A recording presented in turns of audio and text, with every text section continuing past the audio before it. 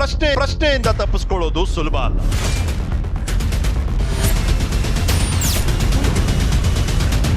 To the point. ನಮಸ್ಕಾರ, to the point ಗೆ ಸ್ವಾಗತ. ನಾನು ಪೃಥ್ವಿರಾಜ್ ಹಾರ್ನಹಳ್ಳಿ. ಇವತ್ತು ಟು ದ ಪಾಯಿಂಟ್ ನ ಚರ್ಚಾ ವಿಚಾರ ಮೀಸಲಾತಿ ಒಳಮರ್ಮ ಅನ್ನೋದು.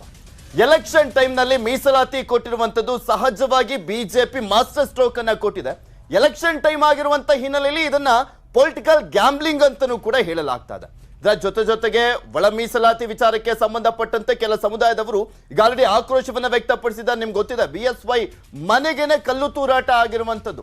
ಮತ್ತೊಂದ್ ಕಡೆ ಮುಸ್ಲಿಂ ಸಮುದಾಯ ಕೂಡ ಬೀದಿಗಿಳಿದಿರುವಂತದ್ದು, ಆಕ್ರೋಶವನ್ನ ವ್ಯಕ್ತಪಡಿಸ್ತಾ ಇದ್ದಾರೆ. ಕೆಲವು ಪಕ್ಷದವರು ಅವರಿಗೆ ಸಪೋರ್ಟ್ ಅನ್ನ ಕೂಡ ಮಾಡ್ತಾ ಇದ್ದಾರೆ. ಒಂದ್ ರೀತಿಯಾದಂತ ಧರ್ಮ ಸಂಕಟಕ್ಕೆ ತಂದಿಟ್ಟಂತಾಗಿದೆ ಈ ಮೀಸಲಾತಿ ವಿಚಾರ. ಇನ್ನ ಬೊಮ್ಮಾಯಿ ಅವರು ಈ ಒಂದು ಮೀಸಲಾತಿಯನ್ನ ಸಮರ್ಥನೆ ಮಾಡ್ಕೊಳ್ತಾ ಇದ್ದಾರೆ. ಕಾಂಗ್ರೆಸ್ನವರು ಹೇಳ್ತಾ ಇದ್ದಾರೆ, ನಾವು ಅಧಿಕಾರಕ್ಕೆ ಬಂದಂತ ಸಂದರ್ಭದಲ್ಲಿ ಈಗ ಏನ್ ಮೀಸಲಾತಿ ಮಾಡ್ಲಾಗಿದೆಯಲ್ಲ ಅದನ್ನ ರದ್ದು ಮಾಡ್ತೀವಿ ಅಂತ ಹೇಳಿದ್ರು. ಇನ್ನ JDS ನಾಯಕ ಕುಮಾರಸ್ವಾಮಿ ಅವರು ಮಾತನಾಡುವಂತ ಸಂದರ್ಭದಲ್ಲಿ ಹೇಳ್ತಾ ಇದ್ರು, ಇದಕ್ಕೂ ಮುಂಚೆ ಈ ಒಂದು ಮೀಸಲಾತಿಯನ್ನ ಏರಿಕೆ ಮಾಡ್ಬಿಟ್ಟು ಹೂ ಇಟ್ಟಿದ್ರು, ಇವಾಗ ಮತ್ತೊಮ್ಮೆ ಇನ್ನೊಂದ್ಸಲಿ ಹೂವನ್ನ ಇಡುವಂತ ಕೆಲಸ ಮಾಡ್ತಾ ಇದ್ದಾರೆ ಅಂತ ಹೇಳ್ತಾ ಇದ್ದಾರೆ. ಇದೆಲ್ಲದ್ರ ಬಗ್ಗೆನೂ ಕೂಡ ಚರ್ಚೆ ಮಾಡ್ತಾ ಹೋಗೋಣ. ಅದಕ್ಕೂ ಮುಂಚೆ ಟು ದ ಪಾಯಿಂಟ್ ನ ಹೆಡ್ಲೈನ್ಸ್ ನೋಡೋಣ.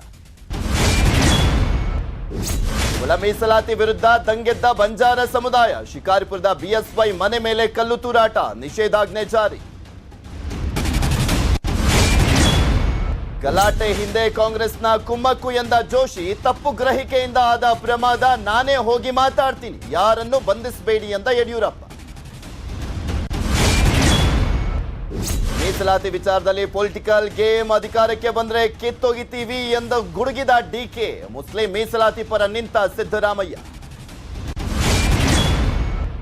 ಚುನಾವಣೆ ಟೈಮ್ನಲ್ಲಿ ಹೊತ್ತಿಕೊಂಡ ಮೀಸಲಾತಿ ಕಿಡಿ. ಮೀಸಲಾತಿ ರದ್ದು ವಿರೋಧಿಸಿ ಬೀದಿಗಿಳಿದ ಮುಸ್ಲಿಂ ಸಮುದಾಯ. JDSನಿಂದಲೂ ಪ್ರತಿಭಟನೆ. ಚರ್ಚೆ ಅಂದಮೇಲೆ ಅದಕ್ಕೊಂದು ಚೌಕಟ್ಟಂತೂ ಇದ್ದೇ ಇರುತ್ತೆ. ಚೌಕಟ್ಟಿನಲ್ಲಿ 4 ಪ್ರಶ್ನೆಗಳಿದಾವೆ ಈ ಚರ್ಚೆಯನ್ನ ನಿರ್ಧಾರ ಮಾಡುವಂಥದ್ದು.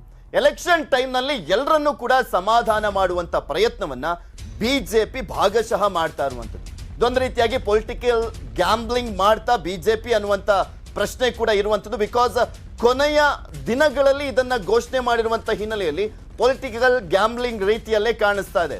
ಇನ್ನು ಎರಡನೇದು, ತರಾತುರಿಯ ಮೀಸಲಾತಿ ಘೋಷಣೆ ಬೆನ್ನಲ್ಲೇ ಘರ್ಷಣೆಗಳು ಒಂದೊಂದು ರೀತಿಯಾಗಿ ಸೃಷ್ಟಿ ಆಗ್ತಾ ಇದಾವೆ. ಪ್ರತಿಪಕ್ಷಗಳ ರಾಜಕೀಯ ಅಸ್ತ್ರವಾಗುತ್ತಾ ಸರ್ಕಾರದ ಮೀಸಲಾತಿಯ ನಿರ್ಧಾರ ಅನ್ನುವಂತ ಪ್ರಶ್ನೆ ಇದೆ. ನಾವು ಒಳ ಮೀಸಲಾತಿ, ಮುಸ್ಲಿಂ ಪ್ರತಿಭಟನೆ, ಸಮುದಾಯದ ಕಿಚ್ಚು ಮುಂದಿನ ಚುನಾವಣೆ ಮೇಲೆ ನಿಜಕ್ಕೂ ಪರಿಣಾಮ ಬೀರತ್ತಾ? ಪರಿಣಾಮ ಬೀರಲ್ಲ ಅನ್ನುವಂತ ಕಾರಣ ಏನಾದರೂ ಇದ್ದಿದ್ರೆ ಈ ಮೀಸಲಾತಿ ಅನ್ನುವಂಥದ್ದು ಬರ್ತಾನೆ ಇರಲಿಲ್ಲ. ಪರಿಣಾಮ ಬೀರುವಂತ ನಿರೀಕ್ಷೆಯನ್ನು ಇಟ್ಕೊಂಡಿದ್ದಾರೆ. ಎಷ್ಟರ ಮಟ್ಟಿಗೆ ಬೀರುತ್ತೆ ಅನ್ನುವಂಥದ್ದು ಕಾದು ನೋಡಬೇಕು. ಇನ್ನ ಧರ್ಮಾಧಾರಿತ ಮೀಸಲಾತಿ ಸಂವಿಧಾನದಲ್ಲಿ ಇಲ್ಲ ಎಂಬ ಬಿಜೆಪಿ ವಾದ, ಇದರಿಂದ ಯಾರಿಗೆ ಸಂತಸ, ಯಾರಿಗೆ ಸಂಕಟ ಅನ್ನುವಂಥದ್ದನ್ನ ಕಾದು ನೋಡಬೇಕು. ಇನ್ನ ಈ ಒಂದು ಮೀಸಲಾತಿ ವಿಚಾರಕ್ಕೆ ಸಂಬಂಧಪಟ್ಟಂತೆ ದೊಡ್ಡ ಮಟ್ಟದಲ್ಲಿ ಚರ್ಚೆ ಆಗ್ತಾ ಇದೆಯಲ್ವಾ. ಸಹಜವಾಗಿ ಎಲ್ಲ ದೊಡ್ಡ ನಾಯಕರು ಕೂಡ ಇದಕ್ಕೆ ರಿಯಾಕ್ಷನ್ ಕೊಟ್ಟಿದ್ದಾರೆ. ಯಾರ್ಯಾರು ಏನೇನ್ ಮಾತನಾಡಿದ್ದಾರೆ ಫಸ್ಟ್ ನೋಡ್ಕೊಂಬೇಡ. ಸಂಖ್ಯಾತ 4% ಕಿತ್ಕೊಂಡು ಕೊಡುವಂತ ಯಾರು ಕೇಳಿದ್ರು ನಿಮ್ಗೆ? ಯಾಕ್ರಿ ಬೇಕು? ಏನ್ ಭಿಕ್ಷುಕರೇ? ಲಿಂಗಾಯತರು ಒಕ್ಕಲಿದ್ರು ಇಬ್ರು. ನಾವ್ ಯಾರು ಇಲ್ಲಿ ಭಿಕ್ಷುಕರಲ್ಲ. 4 ಜನ ಸ್ವಾಮಿಗಳಿಗೆ ಫೋನ್ ಮಾಡ್ಬಿಟ್ಟು ಎದುರಿಸ್ಬಿಟ್ಟು ಸ್ವಾಮಿಗಳಿಗೆಲ್ಲ ನೀವು ಒಪ್ಕೊಳ್ಳಿ ನಾವೇನೋ ಒಳ್ಳೇದ್ ಮಾಡ್ತಾ ಇದೀವಿ ಅಂತ. ಇಲ್ಲಿ ನಾವ್ ಯಾರು ಭಿಕ್ಷೆ ಕೇಳೋಗಿಲ್ಲ. ಇಲ್ಲಿ ಈಗಲೂ ಕೂಡ ಸಮುದಾಯಗಳನ್ನು ಎತ್ಕಟ್ಟಿ ಒಬ್ರಿಗೊಬ್ರು ಮಾಡಿ ಏನು ಇಡೀ ಎಲ್ಲ ಸಮುದಾಯ ಒಪ್ಪಿಗೆ ಕೊಟ್ಟಿದೆ, ಅದರಲ್ಲಿ ಅಪಸ್ವರ ಮಾಡಿಸುವಂಥ ಕೆಲಸ ಕಾಂಗ್ರೆಸ್ನವ್ರು ಮಾಡ್ತಾ ಇದ್ದಾರೆ. 5 ವರ್ಷ ಬಾವಿಯಲ್ಲಿ ಬಿಡೋದು, ಚುನಾವಣೆ ಬಂದಾಗ ಹಗ್ಗ ಕೊಟ್ಟು ಮೇಲೆ ತೊಗೊಂಡು ಬಂದು ಓಟ್ ಹಾಕ್ಸ್ಕೊಂಡು ಮತ್ತೆ ಬಾವಿಯಲ್ಲಿ ಇಷ್ಟೇ ಮಾಡಿದ್ದಾರೆ.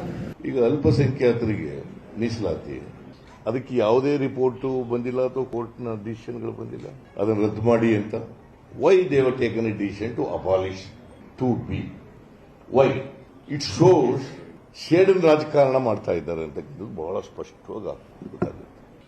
ಇವರಿಗೆ ಸದಾಶಿವ ಆಯೋಗ ಅದರ ರೆಕಮೆಂಡೇಶನ್ನು ಒಪ್ಪುವಂಥ, ಅದನ್ನು ಎಲ್ಲರಿಗೂ ಸಮಾಧಾನ ಆಗುವ ರೀತಿಯಲ್ಲಿ ಬಗೆಹರಿಸುವಂಥ ತಾಕತ್ತಿರಲಿಲ್ಲ. ಧರ್ಮದ ಆಧಾರದ ಮೇಲೆ ಮೀಸಲಾತಿ ಕೊಡಲಿಕ್ಕೆ ಸಾಧ್ಯವಿಲ್ಲ ಅನ್ನುವಂಥ ಸ್ಪಷ್ಟ ನಿರ್ಣಯ ಆಗಿದೆ. ಇದು ಸಂವಿಧಾನದ ನಿರ್ಮಾತೃಗಳ ಆಶಯವಾಗಿತ್ತು. ಸುಪ್ರೀಂ ಕೋರ್ಟು ಈಗಾಗಲೇ ಇದರ ಬಗ್ಗೆ ಭಾಳ ಸ್ಪಷ್ಟವಾಗಿ ಹೇಳಿದೆ. ನೀವು ತುಷ್ಟೀಕರಣದ ರಾಜಕಾರಣವನ್ನು ಮಾಡೋ, ನಾವೆಲ್ಲರನ್ನೂ ಸಮಾನವಾಗಿ ನೋಡುವಂಥ ಪಾರ್ಟಿ ಭಾರತೀಯ ಜನತಾ ಪಾರ್ಟಿ. ಏನೇ ಒಂದು ಮೀಸಲಾತಿ ಬಗ್ಗೆ ಒಂದು ಘೋಷಣೆ ಮಾಡ್ಕೊಂಡಿದ್ದಾರೆ, ಅದು ಮಕ್ಕಳ ಆಟಿಕೆ ಆಡಿದ್ದಾರಷ್ಟೇ. ಯಾವ ಆಧಾರದ ಮೇಲೆ ಈ ಮೀಸಲಾತಿಯನ್ನ ಕಾನೂನಾತ್ಮಕವಾಗಿ ಯಾವ ಲೆಕ್ಕಾಚಾರ ಮಾಡಿ ಇದಕ್ಕೆ ಇವತ್ತು ನೆನೆ ಘೋಷಣೆ ಮಾಡಿದ್ದಾರೆ ತರಾತುರಿನಲ್ಲಿ. ಒಂದು ವಾರ ಆದರೂ ಚುನಾವಣೆ ಡಿಕ್ಲೇರ್ ಆಗುತ್ತೆ. ದ್ವೇಷದ ರಾಜಕಾರಣ ಅಲ್ಲ. ಸಂವಿಧಾನದಲ್ಲಿ ಧರ್ಮ ಆಧಾರಿತ ಮೀಸಲಾತಿ ಇಲ್ಲ. ಮೀಸಲಾತಿ ಶೋಷಣೆಗೊಳಗಾದಂಥವ್ರು, ಅವಕಾಶ ವಂಚಿತರು ಅಂಥವ್ರನ್ನ ಮೇಲೆತ್ತಲಿಕ್ಕೆ ಮೀಸಲಾತಿ ವ್ಯವಸ್ಥೆ ಅದ. ಆ ನಿಟ್ಟಿನಲ್ಲಿ ಮೀಸಲಾತಿಯನ್ನು ಕೊಟ್ಟಿದ್ದಾರೆ. ಮುಸಲ್ಮಾನರಿಗೂ ಕೂಡ ಬೇರೆ ಕ್ಯಾಟಗರಿಯಲ್ಲಿ ಅವಕಾಶವನ್ನು ಮಾಡಿದ್ದಾರೆ. ಇವತ್ತಿನ ಹಿಜಾಬ್ ಆಯಿತು, ಹಲಾಲ್ ಕಟ್ ಆಯಿತು, ಜಟಕ ಆಯಿತು, ಅದು ಯಾವುದೂ ನಡೆಯಲ್ಲ. ಇವ್ರು ಜಟಕ ಗಾಡಿ ಓಡಿಸೋ ಕಾಲ ಬಂದ್ಬಿಡ್ತು ಈಗ ಬಸವರಾಜ ಬೊಮ್ಮಾಯಿ ಅವರು. ಸೊ ಅದಕ್ಕೆ ಕೊನೆ ಅಸ್ತ್ರ ಇದನ್ನು ಚುನಾವಣೆಗೆ ಮುಂಚೆ ಅಂತ ಉಪಯೋಗ ಮಾಡಿದ್ದಾರೆ. ಮೀಸಲಾತಿ ಏನು ಅನ್ಯಾಯ ಆಗ್ತದೆ ಜಡ್ಮೆಂಟ್ಗಳಲ್ಲಿ ಹತ್ಕೊಂಡಿದ್ವಿ ನಾವು. ಸಾಮಾಜಿಕ ನ್ಯಾಯವನ್ನು ಕೊಟ್ಟಿದ್ದಾರೆ. 2 ವರ್ಷ ಹಿಂದೆ ಇದೇ ಮಾತಾಡ್ತಾ ಇದ್ರು ಸರ್. ನಾವು ಒಂದ್ಕೂ ಸಾಮಾಜಿಕ ನ್ಯಾಯಕ್ಕೆ ಬದ್ಧತೆ ತೋರಿಸಿದ್ದಾರೆ ಬಿಜೆಪಿ ಸರ್ಕಾರ, ಬೊಮ್ಮಾಯಿ ಸರ್ಕಾರ. ಅದಕ್ಕೆಲ್ಲ ನಿಮ್ ಸಹಕಾರ ಇಲ್ಲಿ ಸರ್.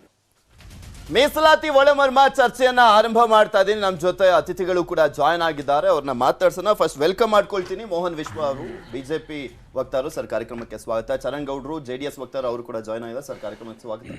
ರಮೇಶ್ ಬಾಬು ಅವರು, ಕಾಂಗ್ರೆಸ್ ವಕ್ತಾರರು, ಅವರು ಕೂಡ ಜಾಯ್ನ್ ಆಗಿದ್ದಾರೆ, ಸರ್ ಕಾರ್ಯಕ್ರಮಕ್ಕೆ ಸ್ವಾಗತ. ಇನ್ನ ಹೊರಗಡೆಯಿಂದ ಉಮರ್ ಶರೀಫ್ ಅವರು, ಮುಸ್ಲಿಂ ಚಿಂತಕರು, ಅವರು ಕೂಡ ಜಾಯ್ನ್ ಆಗಿದ್ದಾರೆ. ಉಮರ್ ಶರೀಫ್ ಅವರೇ, ನಿಮಗೂ ಕೂಡ ಸ್ವಾಗತ. ಫಸ್ಟು ಮೋಹನ್ ವಿಶ್ವ ಅವರೇ, ನಿಮ್ಮಿಂದ ಶುರು ಮಾಡ್ತೀನಿ. ಇಲ್ಲಿ ಎಲೆಕ್ಷನ್ ಟೈಮ್ನಲ್ಲಿ ಇದು ಘೋಷಣೆ ಆಗಿರೋದು ಮಾಸ್ಟರ್ ಸ್ಟ್ರೋಕ್ ಅಂತ ಹೇಳಿದ್ರೆ ತಪ್ಪಾಗ್ಲಿಕ್ಕಿಲ್ಲ. ಅದರ ಜೊತೆಗೆ ಪೊಲಿಟಿಕಲ್ ಗ್ಯಾಮ್ಲಿಂಗ್ ಆಡ್ತಾ ಬಿಜೆಪಿ ಅನ್ನುವಂಥ ಪ್ರಶ್ನೆನೂ ಕೂಡ ಇದೆ. ನೋಡಿ ಪೃಥ್ವಿ, ಇಲ್ಲಿ ಪೊಲಿಟಿಕಲ್ ಗ್ಯಾಮ್ಲಿಂಗು ಇವೆಲ್ಲ ಎಂಥದ್ದು ಇಲ್ಲ, ಆಯ್ತಾ. ಈ ಚರ್ಚೆಗಳು ಇವತ್ತು ನಿನ್ನೆಯಿಂದ ಅಲ್ಲ, ಸುಮಾರು ವರ್ಷಗಳಿಂದ ನಡ್ಕೊಂಡ್ ಬರ್ತಾ ಇರೋದು, ಗೊತ್ತಾಯ್ತಲ್ಲ. ಇಲ್ಲಿ ನಿಮಗೆ ಒಂದ್ ಕಡೆ ಸದಾಶಿವ ಆಯೋಗದ ರಿಪೋರ್ಟ್ ಇತ್ತು, ಆಮೇಲೆ ನಮ್ಮ ನ್ಯಾಯಮೂರ್ತಿ ನಾಗಮೋಹನ್ ದಾಸ್ ಅವರ ಒಂದು ರಿಪೋರ್ಟ್ ಇತ್ತು. ಸೊ ಎಲ್ಲವನ್ನೂ ಇಟ್ಕೊಂಡು ನಮ್ಮ ಮಾಧುಸ್ವಾಮಿ ಅವರ ನೇತೃತ್ವದಲ್ಲಿ ಒಂದು ಸಬ್ ಕಮಿಟಿ ಮಾಡಿ ಅಧಿಕಾರಿಗಳ ಜೊತೆ ಚರ್ಚಿಸಿ ಎಲ್ಲ ರೀತಿಯ ಚರ್ಚೆ ಮಾಡಿ ಆಮೇಲೆ ಕೊಟ್ಟಿರುವಂಥ ಮೀಸಲಾತಿ ಇದು. ನಾವು ಒಟ್ಟಾರೆ 15ರಿಂದ 17%, 3ರಿಂದ 7% ಇನ್ಕ್ರೀಸ್ ಮಾಡಿದಾಗ ಓವರ್ ಆಲ್ ಬ್ರಾಡ್ ಲೆವೆಲ್ನಲ್ಲಿ ಪರಿಶಿಷ್ಟ ಜಾತಿ ಮತ್ತು ಪರಿಶಿಷ್ಟ ಪಂಗಡಕ್ಕೆ, ಆಗಲೂ ಇದನ್ನೇ ಹೇಳಿದ್ರು, ಇವ್ರು ಬರೀ ಎಲೆಕ್ಷನ್ ಟೈಮಲ್ಲಿ ಮಾಡ್ತಾ ಇದ್ದಾರೆ, ಮಾಡಲಿಲ್ಲ ಅಂತ ಹೇಳ್ಬಿಟ್ಟು. ಆಗಲೂ ಇದೇ ಸುಳ್ಳು ಆರೋಪ ಹೇಳಿದ್ರು. ತಿರ್ಗಾ ಈಗಲೂ ಮತ್ತೆ ಅದನ್ನ ಒಳ ಮೀಸಲಾತಿ ವಿಚಾರವನ್ನ ಜಾರಿ ಮಾಡಿದಾಗ ಈಗಲೂ ಅದನ್ನೇ ಗತೆ ಹೊಡಿತಾ ಇದ್ದಾರೆ, ಈಗಲೂ ಅದೇ ಹೇಳ್ತಾ ಇದ್ದಾರೆ. ಅರ್ಥ ಆಯ್ತಲ್ಲ. ಇವರು ಈ ಕಾಂಗ್ರೆಸ್ ಆಗ್ಬೋದು, JDS ಆಗ್ಬೋದು, ಈ ರೀತಿಯ ಆರೋಪ ಅಥವಾ ಈ ರೀತಿ ಸುಳ್ಳು ಹೇಳ್ಕೊಂಡು ತಿರ್ಗೋದ್ರ ಬದಲು ತಾವು ಯಾಕೆ ಈ ರೀತಿಯ ಸಾಮಾಜಿಕ ನ್ಯಾಯವನ್ನ ಇಷ್ಟು ವರ್ಷಗಳಾದರೂ ಸಹ ದಲಿತರಿಗಾಗ್ಬೋದು, ಲಿಂಗಾಯತರಿಗಾಗ್ಬೋದು, ಒಕ್ಕಲಿಗರಿಗಾಗ್ಬೋದು ಯಾಕೆ ಮಾಡಲಿಲ್ಲ ಅನ್ನೋದನ್ನ ಉತ್ತರ ಕೊಡ್ಬೇಕೀಗ. ಅವ್ರ ಹತ್ರ ಉತ್ತರ ಸದ್ಯಕ್ಕಿಲ್ಲ. ನೀವು ನೋಡಿ, ಕಳೆದ ಚುನಾವಣೆಯಲ್ಲೂ ಅಷ್ಟೇ ಸಿದ್ದರಾಮಯ್ಯನವರು ಒಕ್ಕಲಿಗ ವಿರೋಧಿ ಮತ್ತೆ ಲಿಂಗಾಯತ ವಿರೋಧಿ ಅನ್ನೋದು ಸ್ಪಷ್ಟ ಆಯ್ತದು. ಲಿಂಗಾಯತ ಧರ್ಮ ಹೊಡೆಯಕ್ಕೆ ಹೋದ್ರು. ತಿರ್ಗಾ ಆಮೇಲೆ ದೇವೇಗೌಡರ ವಿಚಾರದಲ್ಲಿ ಮಂಡ್ಯ ಭಾಗದಲ್ಲಿ ಬಾಯಿಗೆ ಬಂದಂಗೆ ಏನೇನೋ ಮಾತಾಡಕ್ಬಿಟ್ರು. ಸೊ ಇಟ್ ಶೋಸ್ ಅವ್ರಿಗೆ ಅವ್ರಿಬ್ಬರನ್ನ ಕಂಡ್ರು ಆಗೋದಿಲ್ಲ ಆ ಜಾತಿಗಳನ್ನ ಅಂತ ಹೇಳ್ಬಿಟ್ಟು. ಈಗಲೂ ಅದೇ ಕೆಲಸನೇ ಮಾಡ್ತಾ ಇದ್ದಾರೆ. ಈಗ ಲಿಂಗಾಯತರಿಗೆ 2% ಹೈಕ್ ಮಾಡಿದ್ರೆ ಮತ್ತೆ ಒಕ್ಕಲಿಗರಿಗೆ 2% ಹೈಕ್ ಮಾಡಿದ್ರೆ ಖುಷಿ ಪಡೋದು ಬಿಟ್ಬಿಟ್ಟು ಈಗ ಅವರು ಬಂದ್ಬಿಟ್ಟು ಮತ್ತೆ ವಾಪಸ್ ಅಲ್ಪಸಂಖ್ಯಾತರ ಓಲೈಕೆ ಕಡೆಗೆ ಹೋಗ್ತಾ ಇದ್ದಾರೆ. ಮುಸ್ಲಿಂ ಸಮುದಾಯದ ಯಾಕೆ ಕಿತ್ಕೊಟ್ರಿ ಅನ್ನೋದೇ ಅವ್ರ ಪ್ರಶ್ನೆ.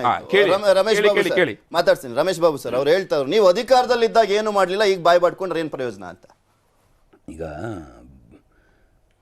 ಸುಳ್ಳು BJP ಅವ್ರ ಮನೆ ದೇವರು. BJP ಹೇಳಿದ್ರೆ ನಾನು ಉತ್ತರ ಕೊಡಬೇಕಾಗಿಲ್ಲ. ಜನಕ್ಕೆ, ಈ ರಾಜ್ಯದ ಜನಕ್ಕೆ, ದೇಶದ ಜನಕ್ಕೆ ಮೀಸಲಾತಿ ಅಂದ್ರೇನು, ಮೀಸಲಾತಿ ಯಾರಿಂದ ಬಂತು, ಮೀಸಲಾತಿ ಯಾವ ಥರದಲ್ಲಿ ಕರ್ನಾಟಕದಲ್ಲಿ ಜಾರಿ ಇತ್ತು ಅನ್ನೋದು ಪ್ರತಿಯೊಬ್ಬರು ಕಂಡಿರ್ತಕ್ಕಂಥದ್ದು. ಪ್ರಪ್ರಥಮವಾಗಿ 1920ರಲ್ಲಿ ಮಿಲ್ಲರ್ ಕಮಿಟಿ ರಿಪೋರ್ಟ್ ಅಂತ ನಾವು ಕರಿತೇವೆ. 1920ರಲ್ಲಿ ಸ್ವತಂತ್ರ ಪೂರ್ವದಲ್ಲಿ ಬ್ರಿಟಿಷ್ ಕಾಲದಲ್ಲೇ ಮೀಸಲಾತಿ ಜಾರಿಗೆ ಬಂದಿದೆ. ಆವತ್ತೇ ಮುಸಲ್ಮಾನರಿಗೆ ಮೀಸಲಾತಿ ಕೊಟ್ಟಿದ್ದಾರೆ. ಪಾಪ ಇವರಿಗೆ ಇವತ್ತೇನೇನೋ ಕನಸು, ಅದೆಲ್ಲ ನಮ್ಮ ಯತ್ನಾಳ್ ಅಂತ ಅರೆ ಚಿಂತಕರನ್ನ ಇಟ್ಕೊಂಡು ಏನೇನೋ ಮಾಡಕ್ಕೆ ಹೊರಟಿದ್ದಾರೆ. ಅದು ನಾನು ತಲೆ ಕೆಡಿಸ್ಕೊಳ್ಳಲ್ಲ. ಅವ್ರು 47 ಧರ್ಮಾಧಾರಿತವಾಗಿ ಕೊಟ್ಟಿಲ್ಲ ಅಂತ ಹೇಳ್ತಾರೆ. ಕೊಟ್ಟಿಲ್ಲ ಕೂಡ. ಈಗ ಅದನ್ನು ಈಗ ಧರ್ಮಾಧಾರಿತ ಕೊಟ್ಟಿಲ್ಲ ಸರಿ. 1920ರಲ್ಲಿ ಮಿಲ್ಲರ್ ಕಮಿಟಿ ಕೊಟ್ಟಾಗ ಆವತ್ತೇನು ಧರ್ಮಾಧಾರಿತವಾಗಿ ಕೊಟ್ಟಿದ್ರಾ? ಅದಾದಮೇಲೆ 1960ರಲ್ಲಿ ನಾಗ್ನೂರು ಕಮಿಟಿ ಬಂತಲ್ಲ, ಆವತ್ತು ಧರ್ಮಾಧಾರಿತವಾಗಿ ಕೊಟ್ರಾ? ಆಮೇಲೆ ವೆಂಕಟಸ್ವಾಮಿ ಕಮಿಷನ್ ಬಂತಲ್ಲ, ಆವತ್ತು ಧರ್ಮಾಧಾರಿತವಾಗಿ ಕೊಟ್ರಾ? ಚಿನ್ನಪ್ಪರೆಡ್ಡಿ ಕಮಿಷನ್ ಬಂತಲ್ಲ, ಧರ್ಮಾಧಾರಿತವಾಗಿ ಕೊಟ್ರಾ? ಇವೆಲ್ಲ ಒಂದು ಕಡೆ ಇಟ್ಬೇಡೋಣ. ವಾಜಪೇಯಿರವರು ಪಾರ್ಲಿಮೆಂಟು ಮತ್ತು ಅವ್ರ ಪ್ರೈಮ್ ಮಿನಿಸ್ಟರ್ ಇದ್ದಂಥ ಸಂದರ್ಭದಲ್ಲಿ ಸಾಚಾರ್ ಕಮಿಟಿ ರಿಪೋರ್ಟ್ ಬಂತಲ್ಲ, ಧರ್ಮಾಧಾರಿತವಾಗಿ ಕೊಟ್ರಾ? BJP ಅವರಿಗೆ ಹೇಳೋದಕ್ಕೆ ಒಂದು ಕಾರಣ ಬೇಕು, ಅದಕ್ಕೆ ಹೇಳೋದಕ್ಕೆ ಕೊಟ್ಟಿದ್ದಾರೆ. ನಾನು ಅವ್ರ ಬಗ್ಗೆ ಮಾತಾಡೋಕ್ಕೆ ಹೋಗಲ್ಲ. ಅವರು 3 ಬಿಟ್ಟವ್ರು, ಊರಿಗೆ ದೊಡ್ಡವರು. ಅವ್ರ ಬಗ್ಗೆ ಚರ್ಚೆ ಮಾಡಿದ್ರೆ ಪಾಪ ಚರ್ಚೆ ಆದಿ ತಪ್ಪುತ್ತೆ. ನನಗೆ ಪ್ರಶ್ನೆ ಇರ್ತಕ್ಕಂಥದ್ದು, ಕರ್ನಾಟಕದಲ್ಲಿ ತನ್ನದೇ ಆದಂತಹ ಐತಿಹಾಸಿಕ ಇತಿಹಾಸವನ್ನು ಹೊಂದಿರತಕ್ಕಂಥ ಮೀಸಲಾತಿಯ ಪದ್ಧತಿ, ನಾನು ಮೀಸಲಾತಿ ಚಳುವಳಿ ಅಂತ ಹೇಳಲ್ಲ, ಮೀಸಲಾತಿಯ ಪದ್ಧತಿನಲ್ಲಿ 1994ರಲ್ಲಿ ಸನ್ಮಾನ್ಯ ವೀರಪ್ಪ ಮೊಯ್ಲಿಯವರಿದ್ದಂಥ ಸಂದರ್ಭದಲ್ಲಿ category 1, category 2A, category 2B, category 3A, category 3B ಅಂತೇಳಿ ಒಂದು ಸರ್ಕಾರಿ ಆದೇಶವನ್ನು ಹೊರಡಿಸಿ ಒಂದು ಮೀಸಲಾತಿಯನ್ನು ಕೊಟ್ಟರು. It was the final notification on caste basis. ಪ್ರವರ್ಗ 1ರಲ್ಲಿ 14 ಒಳಪಂಗಡಗಳನ್ನು ಸೇರಿಸೋದು. ಇಲ್ಲ, ಜಾತಿಗಳು ಭಾಳ ಇದ್ದಾವೆ. SC STಯನ್ನು ಹೊರತುಪಡಿಸಿ ಟೋಟಲಿ ಆವತ್ತು 50% ಮೀಸಲಾತಿಗೆ ಒಳಪಟ್ಟಂತೆ ಸೆಪ್ಟೆಂಬರ್ 1994 ಇದು ಕರ್ನಾಟಕದ ಕಾಂಗ್ರೆಸ್ ಸರ್ಕಾರ ಕೊಟ್ಟಂಥ ಮೀಸಲಾತಿಯ ವ್ಯವಸ್ಥೆ. ಅವತ್ತಿನಿಂದ ಇವತ್ತಿನವರೆಗೂ, ಅಂದರೆ ನಾವು ಇವಾಗ 2023ರಲ್ಲಿದ್ದೀವಿ, ಇವತ್ತಿನವರೆಗೂ ಕರ್ನಾಟಕದಲ್ಲಿ ಜಾರಿ ಇರತಕ್ಕಂಥ ಮೀಸಲಾತಿಯ ವ್ಯವಸ್ಥೆ ಈ ಆದೇಶ. ನೀವು ಕ್ಯಾಟಗರಿ 1 ಆದರೂ ಕರೀರಿ, 2A ಏನಾದರೂ ಕರೀರಿ, 2B ಕರೀರಿ, 3A ಏನಾದರೂ ಕರೀರಿ, 3B ಕರೀರಿ. ಅದಾದಮೇಲೆ ಕೆಲವನ್ನ ಉಪಜಾತಿಗಳು ಅಥವಾ ಹಸಿರು ಜನಾಂಗ ಅವ್ರನ್ನ ಶಿಫ್ಟ್ ಮಾಡೋದು. ವಿರೋಧ ಯಾಕಂಗಾದ್ರೆ? ಇಲ್ಲ, ನಾವು ವಿರೋಧ ಇಲ್ವೇ ಇಲ್ಲ. ವಿರೋಧ BJPಯ ರಾಜಕೀಯಕ್ಕೆ ವಿರೋಧ, ಮೀಸಲಾತಿಗಲ್ಲ. ಮುಸ್ಲಿಮ್ದು ತೆಗೆದ್ರು, ನಾಟ್ ಓನ್ಲಿ ಮುಸ್ಲಿಂ. ಅದನ್ನೇ ನೀವು ಮಿಸ್ಲೀಡ್ ಮಾಡ್ತಾ ಇರ್ತಕ್ಕಂಥದ್ದು. ಇವತ್ತು ಮುಸಲ್ಮಾನರ ಶಿಕಾರಿಪುರದಲ್ಲಿ ಗಲಾಟೆ ಮಾಡ್ತಾ ಇರ್ತಕ್ಕಂಥವ್ರು ಬಂಜಾರದವರು. ಇಲ್ಲಿ ಇವ್ರು ಮಾಡಿರ್ತಕ್ಕಂಥ ವ್ಯವಸ್ಥೆ ಏನಿದೆ, ಈಗ Prabhu Chavan I think is a Karnataka state cabinet minister. ಅವ್ರು ಕಾಂಗ್ರೆಸ್ನವರ? ಯಾವ ಪಕ್ಷದವ್ರು ಅವರು? ಸ್ವಲ್ಪ ನಿಮ್ಮಿಂದ ಉತ್ತರ ಬೇಕು. ಪ್ರಭು ಚವ್ಹಾಣ್ ಅವ್ರು ಯಾವ ಪಕ್ಷದವರು? ಕಾಂಗ್ರೆಸ್ನವ್ರು ಅಲ್ವಲ್ಲ. ಸರ್ ಮಾತನಾಡ್ತೀನಿ. ಬಿಜೆಪಿ ಶಾಸಕ ಮಾಡಾಳ್ ವಿರೂಪಾಕ್ಷಪ್ಪ ಬಂಧನ ಆಗಿದೆ. ಚನ್ನಗಿರಿಯಿಂದ ಬೆಂಗಳೂರಿಗೆ ಬರುವ ಮಾರ್ಗದಲ್ಲಿ ಬಂಧನ ಆಗಿದೆ. ಕ್ಯಾತ್ಸಂದ್ರ ಬಳಿ ಬಂಧಿಸಿದ್ದಾರೆ ಲೋಕಾಯುಕ್ತ ಪೊಲೀಸರು. ಅವರು ಜಾಮೀನಿಗೆ ಅರ್ಜಿ ಸಲ್ಲಿಸಿದ್ರು, ಅದು ರದ್ದಾಯ್ತು. ಆ ಕ್ಷಣಕ್ಕೆ ಪೊಲೀಸರು ಆಕ್ಟಿವ್ ಆಗಿ ಅವರನ್ನ ಬಂಧಿಸ್ಲಿಕ್ಕೆ ಹೋದ್ರು. ಫೈನಲಿ ಬಂಧನ ಆಗಿದೆ ಮಾಡಾಳ್ ವಿರೂಪಾಕ್ಷಪ್ಪ ಅವರದ್ದು. ನಿರೀಕ್ಷಣಾ ಜಾಮೀನು ಸಿಕ್ಕಿತ್ತು, ಮಧ್ಯಂತರ ನಿರೀಕ್ಷಣಾ ಜಾಮೀನು ಸಿಕ್ಕಿತ್ತು ಅವರಿಗೆ. ಈಗ ಮಾಡಾಳು ವಿರೂಪಾಕ್ಷಪ್ಪ ಅವರನ್ನ ಬಂಧಿಸಲಾಗಿದೆ. ಬಿಜೆಪಿ ಶಾಸಕ ಸಾಕಷ್ಟು ಪ್ರಶ್ನೆಗಳಿದ್ವು, ಇವನಿನ್ನ ಯಾಕೆ ಬಂಧಿಸಿರ್ಲಿಲ್ಲ ಅಂತ. ಯಾಕೆಂದ್ರೆ ಲೋಕಾಯುಕ್ತ ಪೊಲೀಸರ ಬಗ್ಗೆನೂ ಕೂಡ ಆಕ್ರೋಶ ವ್ಯಕ್ತವಾಗಿತ್ತು. ಅವ್ರು ಹೇಳಿದ್ರು ನಿರೀಕ್ಷಣಾ ಜಾಮೀನು ಸಿಕ್ತಿದ್ದ ಹಾಗೆ ಹೊರಗೆ ಬಂದು ಫಸ್ಟ್ ಕೊಟ್ಟಿದ್ದ ಸ್ಟೇಟ್ಮೆಂಟ್ ಮನೆಯೊಳಗಿದ್ದೆ ನಾನು ಅಂತ. ಪೊಲೀಸರು ಏನ್ ಮಾಡ್ತಾ ಇದ್ರು, ಲೋಕಾಯುಕ್ತ ಪೊಲೀಸರು ಏನ್ ಮಾಡ್ತಾ ಇದ್ರು ಅನ್ನುವಂಥ ಪ್ರಶ್ನೆಗಳು ಹುಟ್ಟು ಹಾಕಿತ್ತು. ಬಿಕಾಸ್ 8 ತಂಡನ ಏನೋ ಮಾಡಿದ್ರು, 8ರಿಂದ 10 ತಂಡ ಮಾಡಿದ್ರು. ಮಾಡಾಳ್ ವಿರೂಪಾಕ್ಷಪ್ಪ ಅವರನ್ನ ಬಂಧಿಸುವಂತ ನಿಟ್ಟಿನಲ್ಲಿ, ಹುಡುಕಾಡುವಂತ ನಿಟ್ಟಿನಲ್ಲಿ ಏನಾಯ್ತು, ಲೋಕಾಯುಕ್ತ ಪೊಲೀಸರ ಒಂದು ಹುಡುಕಾಟ ಅನ್ನುವಂಥ ಪ್ರಶ್ನೆಗಳಿತ್ತು. ಈಗ ಮಾಡಾಳ್ ವಿರೂಪಾಕ್ಷಪ್ಪ ಅವರನ್ನ ಬಂಧಿಸಲಾಗಿದೆ. ಒಂದು 15 ದಿನ ಸೈಲೆಂಟ್ ಆಗಿತ್ತು ಈ ಸುದ್ದಿ ಬಂದ ನಂತರ, ಸಾಕಷ್ಟು ಚರ್ಚೆ ಆದ ನಂತರ, ಇವರಿಗೆ ನಿರೀಕ್ಷಣಾ ಜಾಮೀನು ಸಿಕ್ಕ ನಂತರ, ವಿಚಾರಣೆಯನ್ನು ಎದುರಿಸಿದ ಬಳಿಕ ಸೈಲೆಂಟ್ ಆಗಿತ್ತು ಈ ಪ್ರಕರಣ. ಈಗ ಜಾಮೀನು ರದ್ದಾದ ಬಳಿಕ ಮಾಡಾಳು ವಿರೂಪಾಕ್ಷಪ್ಪ ಅವರನ್ನ ಬಂಧಿಸಲಾಗಿದೆ. ಬಂಧನದ ಬಗ್ಗೆ ಅಪ್ಡೇಟ್ ಬರ್ತಾ ಇದೆ. ಕ್ಯಾತ್ಸಂದ್ರದ ಬಳಿ ಬಂಧಿಸಲಾಗಿದೆ. ಬೆಂಗಳೂರಿಗೆ ಬರುವಂತ ಸಂದರ್ಭದಲ್ಲಿ ಕ್ಯಾತ್ಸಂದ್ರ, ತುಮಕೂರಿನ ಬಳಿ ಇರುವಂತ ಕ್ಯಾತ್ಸಂದ್ರದ ಬಳಿ ಲೋಕಾಯುಕ್ತ ಪೊಲೀಸರು ಮಾಡಾಳ್ ವಿರೂಪಾಕ್ಷಪ್ಪ ಅವರನ್ನ ಬಂಧಿಸಿದ್ದಾರೆ. ಇವರಿಗೆ ಜಾಮೀನು ಕೊಡ್ತಿದ್ದ ಹಾಗೆ ಸಾಕಷ್ಟು ಪ್ರಶ್ನೆಗಳು ಉದ್ಭವ ಆಗಿದ್ವು. ಸೊ ಈಗ ಚನ್ನಗಿರಿ ಶಾಸಕರನ್ನ ಬಂಧಿಸುವಂತ ಕೆಲಸವನ್ನ ಲೋಕಾಯುಕ್ತ ಪೊಲೀಸರು ಮಾಡಿದ್ದಾರೆ. ಲೋಕಾಯುಕ್ತ ಪೊಲೀಸರು ನಿರೀಕ್ಷಣಾ ಜಾಮೀನು ಇವರಿಗೆ ಸಿಕ್ಕಿದಂತ ಸಂದರ್ಭದಲ್ಲಿ ಆಕ್ಷೇಪವನ್ನ ವ್ಯಕ್ತಪಡಿಸಿದ್ರು. ಆ ಟೈಮ್ನಲ್ಲಿ ಒಂದು ಪ್ರಶ್ನೆ ಇತ್ತು, ಹಿರಿಯ ವಕೀಲರನ್ನ ಕಳಿಸೋದ್ ಬಿಟ್ಟು ಕಿರಿಯ ವಕೀಲರನ್ನ ಕಳಿಸ್ಬಿಟ್ಟು ಬೇಕು ಅಂತಲೇ ರಾಜ್ಯ ಸರ್ಕಾರ ಇವರಿಗೆ ಜಾಮೀನನ್ನ ಸಿಗುವಂತೆ ಮಾಡ್ತು ಅಂತ ಕೆಲವರು ಆಕ್ಷೇಪವನ್ನ ವ್ಯಕ್ತಪಡಿಸಿದ್ರು. ಹಿರಿಯ ವಕೀಲರನ್ನ ಯಾಕೆ ವಾದಕ್ಕೆ ಕಳಿಸಿರ್ಲಿಲ್ಲ ಅನ್ನುವಂಥ ಪ್ರಶ್ನೆಗಳೆಲ್ಲವೂ ಕೂಡ ಬಂದಿದ್ದು. ಸುಪ್ರೀಂ ಕೋರ್ಟ್ನಲ್ಲೂ ಕೂಡ ಮಾಡಾಳ್ಗೆ ಹಿನ್ನಡೆ ಆಗಿತ್ತು. ಜಗಳೂರಿನಲ್ಲಿದ್ದಂಥ ಮಾಡಾಳು ವಿರೂಪಾಕ್ಷಪ್ಪ ಬೆಂಗಳೂರಿಗೆ ಬರುವಂತ ಸಂದರ್ಭದಲ್ಲಿ ಅವರನ್ನ ಬಂಧಿಸಲಾಗಿದೆ. ಇದ್ರ ಬಗ್ಗೆ ಇನ್ನಷ್ಟು ಮಾಹಿತಿಯನ್ನು ನೀಡ್ತಾರೆ ನಮ್ಮ ಪ್ರತಿನಿಧಿ ಮುನಿರಾಜು. ದೂರವಾಣಿ ಸಂಪರ್ಕದಲ್ಲಿ ಜಾಯ್ನ್ ಆಗ್ತಾ ಇದ್ದಾರೆ. ಮುನಿರಾಜು, ಅಪ್ಡೇಟ್ಸ್ ಏನ್ ಲಭ್ಯವಾಗ್ತಾ ಇದೆ? ಆ ಪೃಥ್ವಿ ಏನ್ ಇವತ್ತು ಮಾಡಾಳ್ ವಿರೂಪಾಕ್ಷಪ್ಪ ಅವರೊಂದು ನಿರೀಕ್ಷಣಾ ಜಾಮೀನು ಏನಿತ್ತು ಅದು ಹೈಕೋರ್ಟ್ ನಲ್ಲಿ ಒಂದು ಕ್ಯಾನ್ಸಲ್ ಆದ ತಕ್ಷಣ ಈಗ ಲೋಕಾಯುಕ್ತ ಪೊಲೀಸರು ಅವರನ್ನ ಬಂಧನ ಮಾಡೋದಕ್ಕೂ ಸಹ ಒಂದು ಮುಂದಾಗಿದ್ರು. ಈ ವೇಳೆ ಅವರು ಏನು ಚೆನ್ನಗಿರಿಯಿಂದ ಬೆಂಗಳೂರಿಗೆ ಬರುವಂತ ಸಂದರ್ಭದಲ್ಲಿ ಅವರನ್ನ ಈಗ ಕ್ಯಾತ್ಸಂದ್ರ ಟೋಲ್ ಬಳಿ ಲೋಕಾಯುಕ್ತ ಅಧಿಕಾರಿಗಳು ಅವರನ್ನ ತಮ್ಮ ವಶಕ್ಕೆ ಪಡ್ಕೊಂಡಿದ್ದಾರೆ. ಅಲ್ಲಿಂದ ಈಗ ಅವರನ್ನ ಲೋಕಾಯುಕ್ತ ಕಚೇರಿಗೆ ಕರೆತಂದು ಈ ಒಂದು ಪ್ರಕರಣದ ಬಗ್ಗೆ ಒಂದು ವಿಚಾರಣೆಯನ್ನು ಸಹ ಮಾಡೋದಕ್ಕೆ ಈಗ ಅಧಿಕಾರಿಗಳು ಮುಂದಾಗ್ತಾ ಇರೋದು.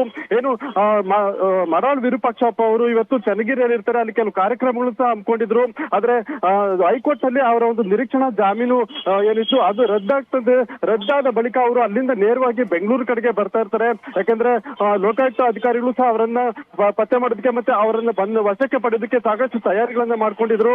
ಈ ಸಂದರ್ಭದಲ್ಲಿ ಬೆಂಗಳೂರಿಗೆ ಬರುವಂತಹ ಸಂದರ್ಭದಲ್ಲಿ ಮಾರ್ಗ ಮಧ್ಯೆ ಅವರನ್ನ ಈಗ ಅಧಿಕಾರಿಗಳು ವಶಕ್ಕೆ ಪಡ್ಕೊಂಡು ಈಗ ತಮ್ಮ ಸುಪಾರ್ದಿಯಿಂದ ಈಗ ಬೆಂಗಳೂರಿಗೆ ಕರ್ತಾ ಇರ್ತಂಥದ್ದು. ಇಲ್ಲಿ ಅವರನ್ನ ಬೆಂಗಳೂರಿನಲ್ಲಿ ವಿಚಾರಣೆಗೊಳಪಡಿಸ್ತಾರೆ. ಮತ್ತೆ ಇನ್ ಕೇಸ್ ಅವ್ರನ್ನ ಬಂಧನ ಮಾಡಿ ಒಂದು ವಿಚಾರಣೆ ಮಾಡುವಂತ ಸಾಧ್ಯತೆಗಳು ಸಹ ಹೆಚ್ಚಾಗಿರೋದ್ರಿಂದ ಇಲ್ಲಿ ವಶಕ್ಕೆ ಪಡೆಯಲಾಗಿದೆಯಾ, ಬಂಧನ ಮಾಡಲಾಗಿದೆಯಾ? ಪೃಥ್ವಿ ಈಗ ಅವರನ್ನ ಸದ್ಯಕ್ಕೆ ಕಸ್ಟಡಿಗೆ ಪಡ್ಕೊಂಡಿದ್ದಾರೆ. ಕಸ್ಟಡಿಗೆ ಪಡೆದ ನಂತರ ಇಲ್ಲಿ ಅವರನ್ನ ಏನು ಬಂಧನ ಪ್ರಕ್ರಿಯೆ ಏನಿದೆ ಅದು ಇಲ್ಲಿ ಲೋಕಾಯುಕ್ತ ಕಚೇರಿಯಲ್ಲಿ ಮಾಡ್ತಾರೆ. ಯಾಕಂದ್ರೆ ತನಿಖಾಧಿಕಾರಿಗಳು ಸಹ ಎಲ್ಲ ಇಲ್ಲೇ ಇದ್ದಾರೆ, ಮತ್ತೆ SP ಮತ್ತೆ ಹಿರಿಯ ಅಧಿಕಾರಿಗಳು ಸಹ ಈಗ ಲೋಕಾಯುಕ್ತ ಕಚೇರಿಯಲ್ಲೇ ಇರೋದ್ರಿಂದ ಇಲ್ಲಿ ಅವರನ್ನು ಬಂಧನ ಪ್ರಕ್ರಿಯೆ ಈಗ ಶುರುವಾಗುತ್ತೆ. ಬಹುಶಃ ಇನ್ನು ಕೆಲವೇ ಕ್ಷಣಗಳಲ್ಲಿ ಅವರನ್ನ ಲೋಕಾಯುಕ್ತ ಕಚೇರಿಗೆ ಕರೆತಂದು ಈ ಆ ಒಂದು ಪ್ರಕರಣಕ್ಕೆ ಸಂಬಂಧಪಟ್ಟಂತೆ ಅವರನ್ನ ಬಂಧಿಸುವಂತ ಸಾಧ್ಯತೆ ಹೆಚ್ಚಾಗಿದೆ.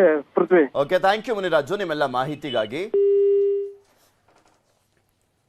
ಚನ್ನಗಿರಿ ಶಾಸಕರನ್ನ ಬಂಧಿಸಲಾಗಿದೆ. ನೆಕ್ಸ್ಟ್ ಪ್ರೋಸೆಸ್ ಬಗ್ಗೆ ನಿಮಗೆ ಮಾಹಿತಿಯನ್ನು ನೀಡ್ತಾ ಹೋಗ್ತೀವಿ. ಈಗ ಮತ್ತೆ ಚರ್ಚೆಯನ್ನು ಆರಂಭ ಮಾಡೋಣ. ನಮ್ಮ ಜೊತೆ ಈಗ ದೊರೈರಾಜು ಸರ್, ಹಿರಿಯ ವಕೀಲರು ಜಾಯ್ನ್ ಆಗಿದ್ದಾರೆ. ಸರ್, ಕಾರ್ಯಕ್ರಮಕ್ಕೆ ಸ್ವಾಗತ. ಚರಣ್ರಾಜು ಅವರ ನಿಮ್ಮ ರಿಯಾಕ್ಷನ್, JDS ಸ್ಟ್ಯಾಂಡ್ ಏನಿದೆ ಅಂತ ಗೊತ್ತಾಗ್ತದೆ. ಪ್ರಭು ಚವ್ಹಾಣ್ ಅವರ ವಿಚಾರ ಇರ್ತದೆ. ನಮ್ಮ BJP ಮಿತ್ರರನ್ನ ನೋಡಿದೆ, ಬೊಮ್ಮಾಯಿರವ್ರು ಹೇಳಿದ್ದು, ಯಡಿಯೂರಪ್ಪರು ಮಾತಾಡಲಿಲ್ಲ, ಪ್ರಹ್ಲಾದ್ ಜೋಶಿ ಅವರು ಮಾತಾಡಿದ್ದು, BJP ಮಿತ್ರರು ಹೇಳ್ದೆ ಎಲ್ಲ ಕಾಂಗ್ರೆಸ್ನವ್ರು ಮಾಡಿಸ್ಬಿಟ್ಟವ್ರೆ ಅಂತೇಳಿ ಒಂದು ಸಬ್ ಕಮಿಟಿ ಮಾಡ್ತಾರೆ ಇವರು. ಸನ್ಮಾನ್ಯ ಮಾಧುಸ್ವಾಮಿರವರು ಕಾನೂನು ಸಚಿವರು ಹೆಂಗೆ ಬೇಕೋ ಕಾನೂನನ್ನ BJP ಪರವಾಗಿ ತಿದ್ದಿದಂಥ ಇತಿಹಾಸವನ್ನು ನಿರ್ಮಾಣ ಮಾಡಿರ್ತಕ್ಕಂಥ ಬಹಳ ಕೆಟ್ಟ ಕಾನೂನು ಸಚಿವರು ಈ ರಾಜ್ಯದ ಕಾನೂನು ಸಚಿವರು ಯಾರಾದ್ರು ಇದ್ದರೆ ಅದು ಮಾಧುಸ್ವಾಮಿ. ಇದನ್ನು ಹೇಳ್ತಾ Prabhu Chavan is one of the committee member. ಇವ್ರ ಪತ್ರ ಬರೋದು ಇವ್ರೇನು ಕಾಂಗ್ರೆಸ್ನವರ? ಡೇಟೆಡ್ 23/2/2023 ಅವತ್ತೇ ಕ್ಯಾಬಿನೆಟ್ ಮೀಟಿಂಗ್ ಆಗಿದ್ದು. ಆವತ್ತೇ ಕ್ಲಿಯರ್ ಆಗಿ ಒಂದು ನೋಟ್ ಬರೆದು ಎಂಟೈರ್ ಪ್ರೋಸೆಸ್ಗೆ ವಿರೋಧವನ್ನು ದಾಖಲು ಮಾಡಿದ್ದಾರೆ. ಇವರೇನು ಕಾಂಗ್ರೆಸ್ನಿಂದ ಇನ್ಸ್ಟಿಗೇಷನ್ ಆಗಿದ್ರ?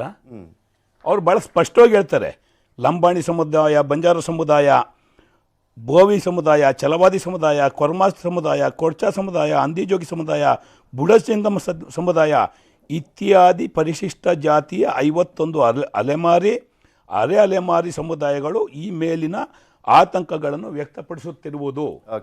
ಇನ್ನೇನಕ್ಕೆ ಈ ಮಾತನ್ನು ಹೇಳ್ತೀನಿ ಅಂದರೆ, ನೀವು ಬೋವಿ, ಕೊರ್ಮಾ, ಕೊರ್ಚಾ, ನೀವು ಆಂಧ್ರ ಪ್ರದೇಶಕ್ಕೆ ಹೋದ್ರೆ they are backward class, not SC. ಕರ್ನಾಟಕಕ್ಕೆ ಬಂದರೆ ದೇ ಆರ್ SC.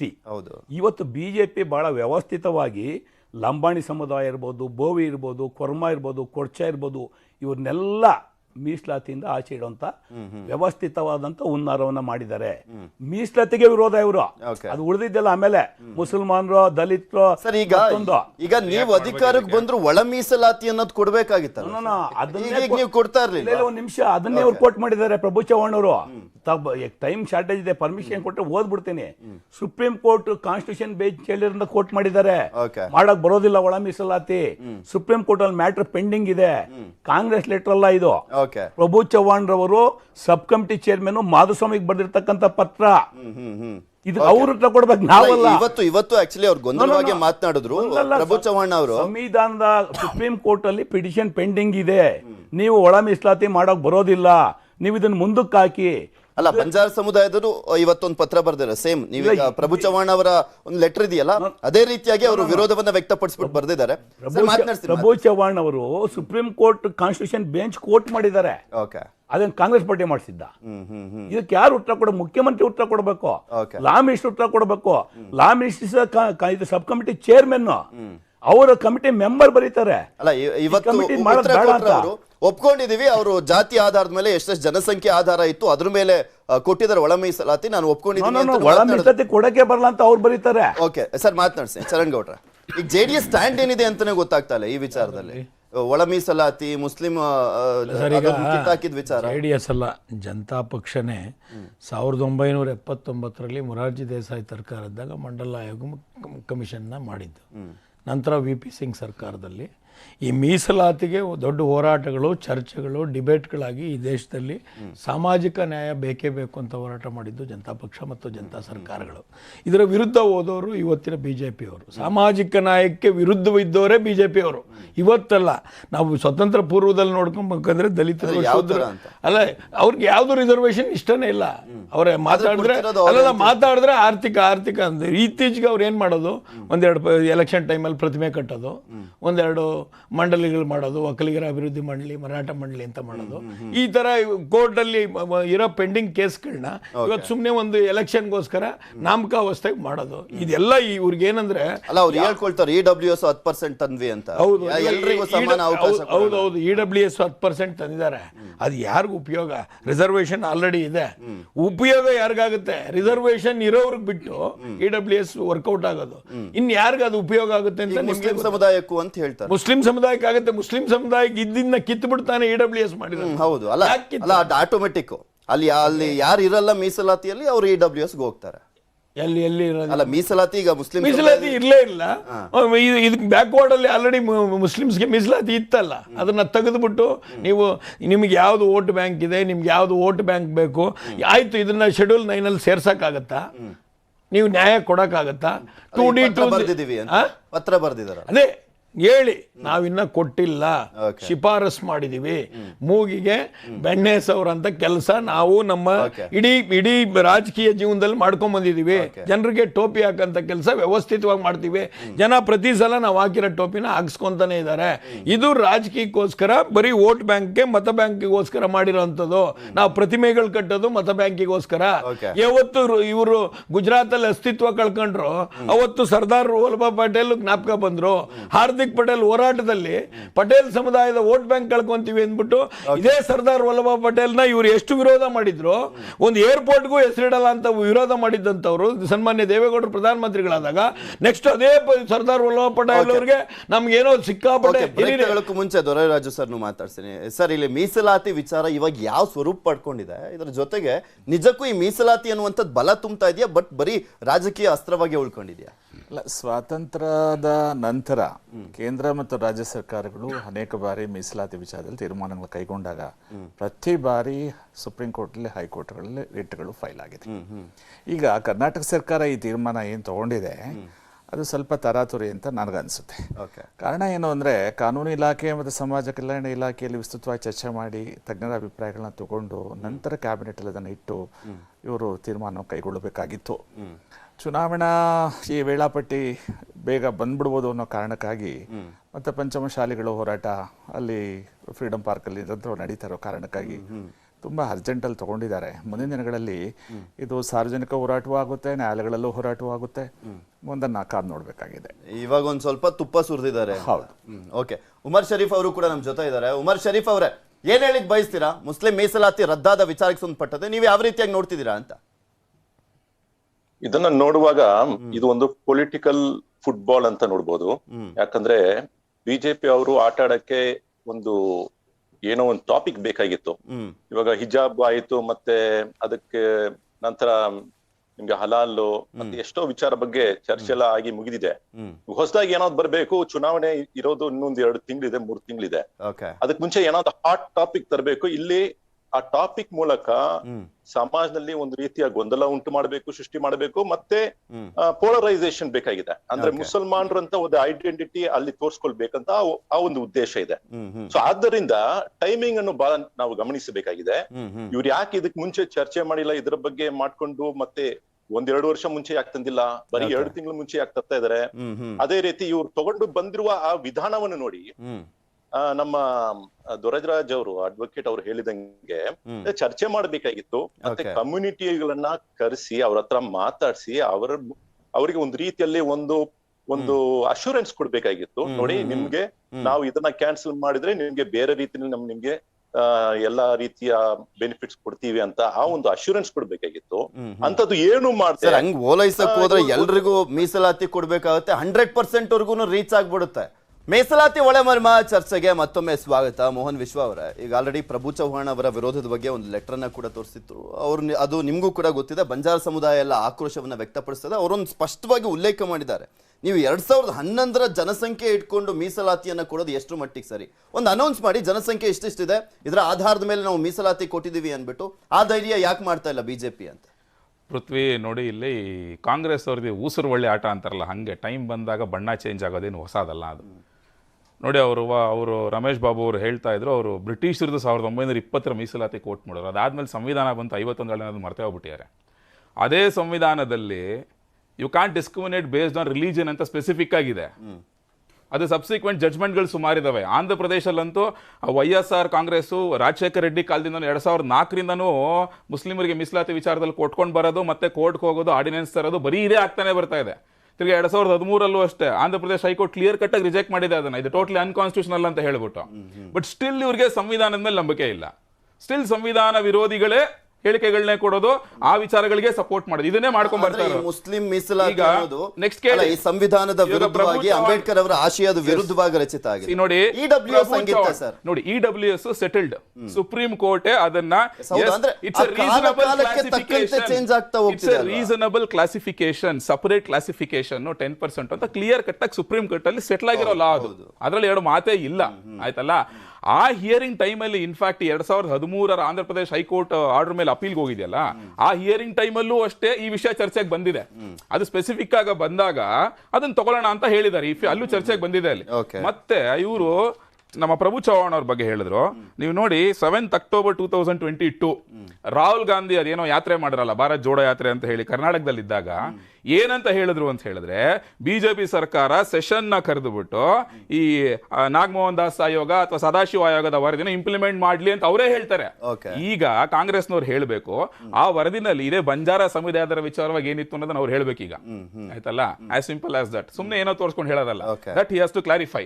ಮತ್ತೆ ಮತ್ತೊಂದು ಪ್ರಶ್ನೆ ಹೇಳಬೇಕು ಅಂದ್ರೆ ನಿಮ್ಗೆ ನೋಡಿ, DK ಶಿವಕುಮಾರ್ ಅವರು ಹೆಂಗ್ ಹೇಳ್ತಾರೆ ಅಂತ ಹೇಳಿದ್ರೆ, ಒಂಥರ ಧಮಕಿ ಹಾಕೋದು, ಇವ್ರನ್ನ ಸ್ವಾಮೀಜಿಗಳನ್ನ ಎದುರಿಸ್ಬಿಟ್ಟಿದ್ದಾರೆ, ಮಾಡ್ಬಿಟ್ಟಿದ್ದಾರೆ ಅಂತ ಹೇಳ್ಬಿಟ್ಟು. ಜಯಮೃತ್ಯುಂಜಯ ಸ್ವಾಮೀಜಿನೂ ಅಷ್ಟೇ, ವಚನಾನಂದ ಶ್ರೀಗಳು ಅಷ್ಟೇ, ಇಬ್ರು ಕ್ಲಿಯರ್ ಕಟ್ ಆಗಿ ಮಾಧ್ಯಮಗಳ ಮುಂದೆ ಬಂದು ನಮಗೆ ಸಂತೋಷ ತಂದಿದೆ, ಹೌದು ಇನ್ನೂ ಹೋರಾಟ ಪೆಂಡಿಂಗ್ ಇದೆ, ನಾವು ಮಾಡ್ತೀವಿ, ಬಟ್ ಸದ್ಯಕ್ಕೆ ನಮಗೆ ಖುಷಿ ತಂದಿದೆ ಅಂತ ಕ್ಲಿಯರ್ ಕಟ್ ಆಗಿ ಹೇಳಿದ್ದಾರೆ ಸ್ವಾಮೀಜಿಗಳು. ಅವ್ರನ್ನ ಯಾರು ಎದುರಿಸೋದು ಬೆದರಿಸೋದು ಎಂತದೂ ಇಲ್ಲ. ಇದರ ಮಧ್ಯೆ ಅವರು ಒಂದು ಪದ ಬಳಸ್ತಾರೆ, ಏನ್ ಭಿಕ್ಷುಕರ ಒಕ್ಕಲಿಗರು ಲಿಂಗಾಯತರು ಅಂತ ಕೇಳ್ತಾರೆ. ಹಾಗಾದ್ರೆ ಮೀಸಲಾತಿ ತಗೊಳ್ಳೋರು ಭಿಕ್ಷುಕರ ಇವ್ರ ಪ್ರಕಾರ? ಫಸ್ಟ್ ಆ ಪದಕ್ಕೆ ಕ್ಷಮೆ ಕೇಳಬೇಕು DK ಶಿವಕುಮಾರ್. ಹಾಗಾದ್ರೆ ಮೀಸಲಾತಿ ತಗೊಳ್ಳೋರು ಭಿಕ್ಷುಕರ ಇವ್ರ ಪ್ರಕಾರ? ಸೊ ಈ ರೀತಿಯ ಹೇಳಿಕೆಗಳನ್ನ ಕೊಡೋದು ಬಿಟ್ಟು, ಈ ರೀತಿಯ ಓಲೈಕೆ ರಾಜಕಾರಣ ಬಿಟ್ಟು, ಬಣ್ಣ ಚೇಂಜ್ ಮಾಡೋದು ಅಕ್ಸೆಪ್ಟ್ ಮಾಡ್ಕೋಬೇಕಷ್ಟೇ. ನೀವು ಈ DK ಶಿವಕುಮಾರ್ ಅವರು ಹೇಳ್ತಾ ಇದ್ರು, ಇವ್ರು ಮಾಡಿರುವಂತ ಮೀಸಲಾತಿಯನ್ನ ನಾವು ಅಧಿಕಾರಕ್ಕೆ ಬಂದ ಮೇಲೆ ರದ್ದು ಮಾಡ್ತೀವಿ ಅಂತ. ಓಕೆ, ರದ್ದು ಮಾಡಿ ಯಾವ ರೀತಿಯಾಗಿ ನ್ಯಾಯ ಕೊಡುತ್ತೆ ಕಾಂಗ್ರೆಸ್? ಅದಕ್ಕೆ ಮುಂಚೆ ಒಂದು ಕ್ಲಾರಿಫಿಕೇಶನ್ ಕೊಡ್ತೀನಿ. ನನ್ನ ಸ್ನೇಹಿತರು ಹೇಳಿದ್ರು, ನಾವು ಸಾಮಾನ್ಯವಾಗಿ ಯಾವ್ದಾದ್ರು ಎಂಟರ್ಟೈನ್ಮೆಂಟ್ ಬೇಕಂದಾಗ ನಾಟಕ ಆಡೋದು, ಹರಕತೆ ಮಾಡೋದು, ಡ್ಯಾನ್ಸ್ ಮಾಡೋದು ನೋಡಿದ್ದೀವಿ. BJP ಸರ್ಕಾರದವರು ಅಲಿಬಾಬಾ ಅಂಡ್ ಟೀಮಾಗಿ ಹೋಗಿದ್ದಾರೆ. ಇರಲಿ ಬಿಡಿ, 40% ಸರ್ಕಾರ ದೇಶ ಕಂಡಿದೆ. ಇವ್ರು ನಂಗನಾಚಿಗೆ ಇಳಿದ್ಬಿಟ್ಟವ್ರು, ಈಗ ನಂಗನಾಚಿ ಡ್ಯಾನ್ಸ್ ಮಾಡೋ ಮಟ್ಟಕ್ಕೆ ಇಳಿದ್ಬಿಟ್ಟಿದ್ದಾರೆ ಮೀಸಲಾತಿ ಹೆಸರಲ್ಲಿ. ಅವರು 3 ಬಿಟ್ಟವರು, ಅದಕ್ಕೆ ಪದೇ ಹೇಳ್ತೀನಿ, 3 ಬಿಟ್ಟವರು ಊರಿಗೆ ದೊಡ್ಡವರು ಅಂತ.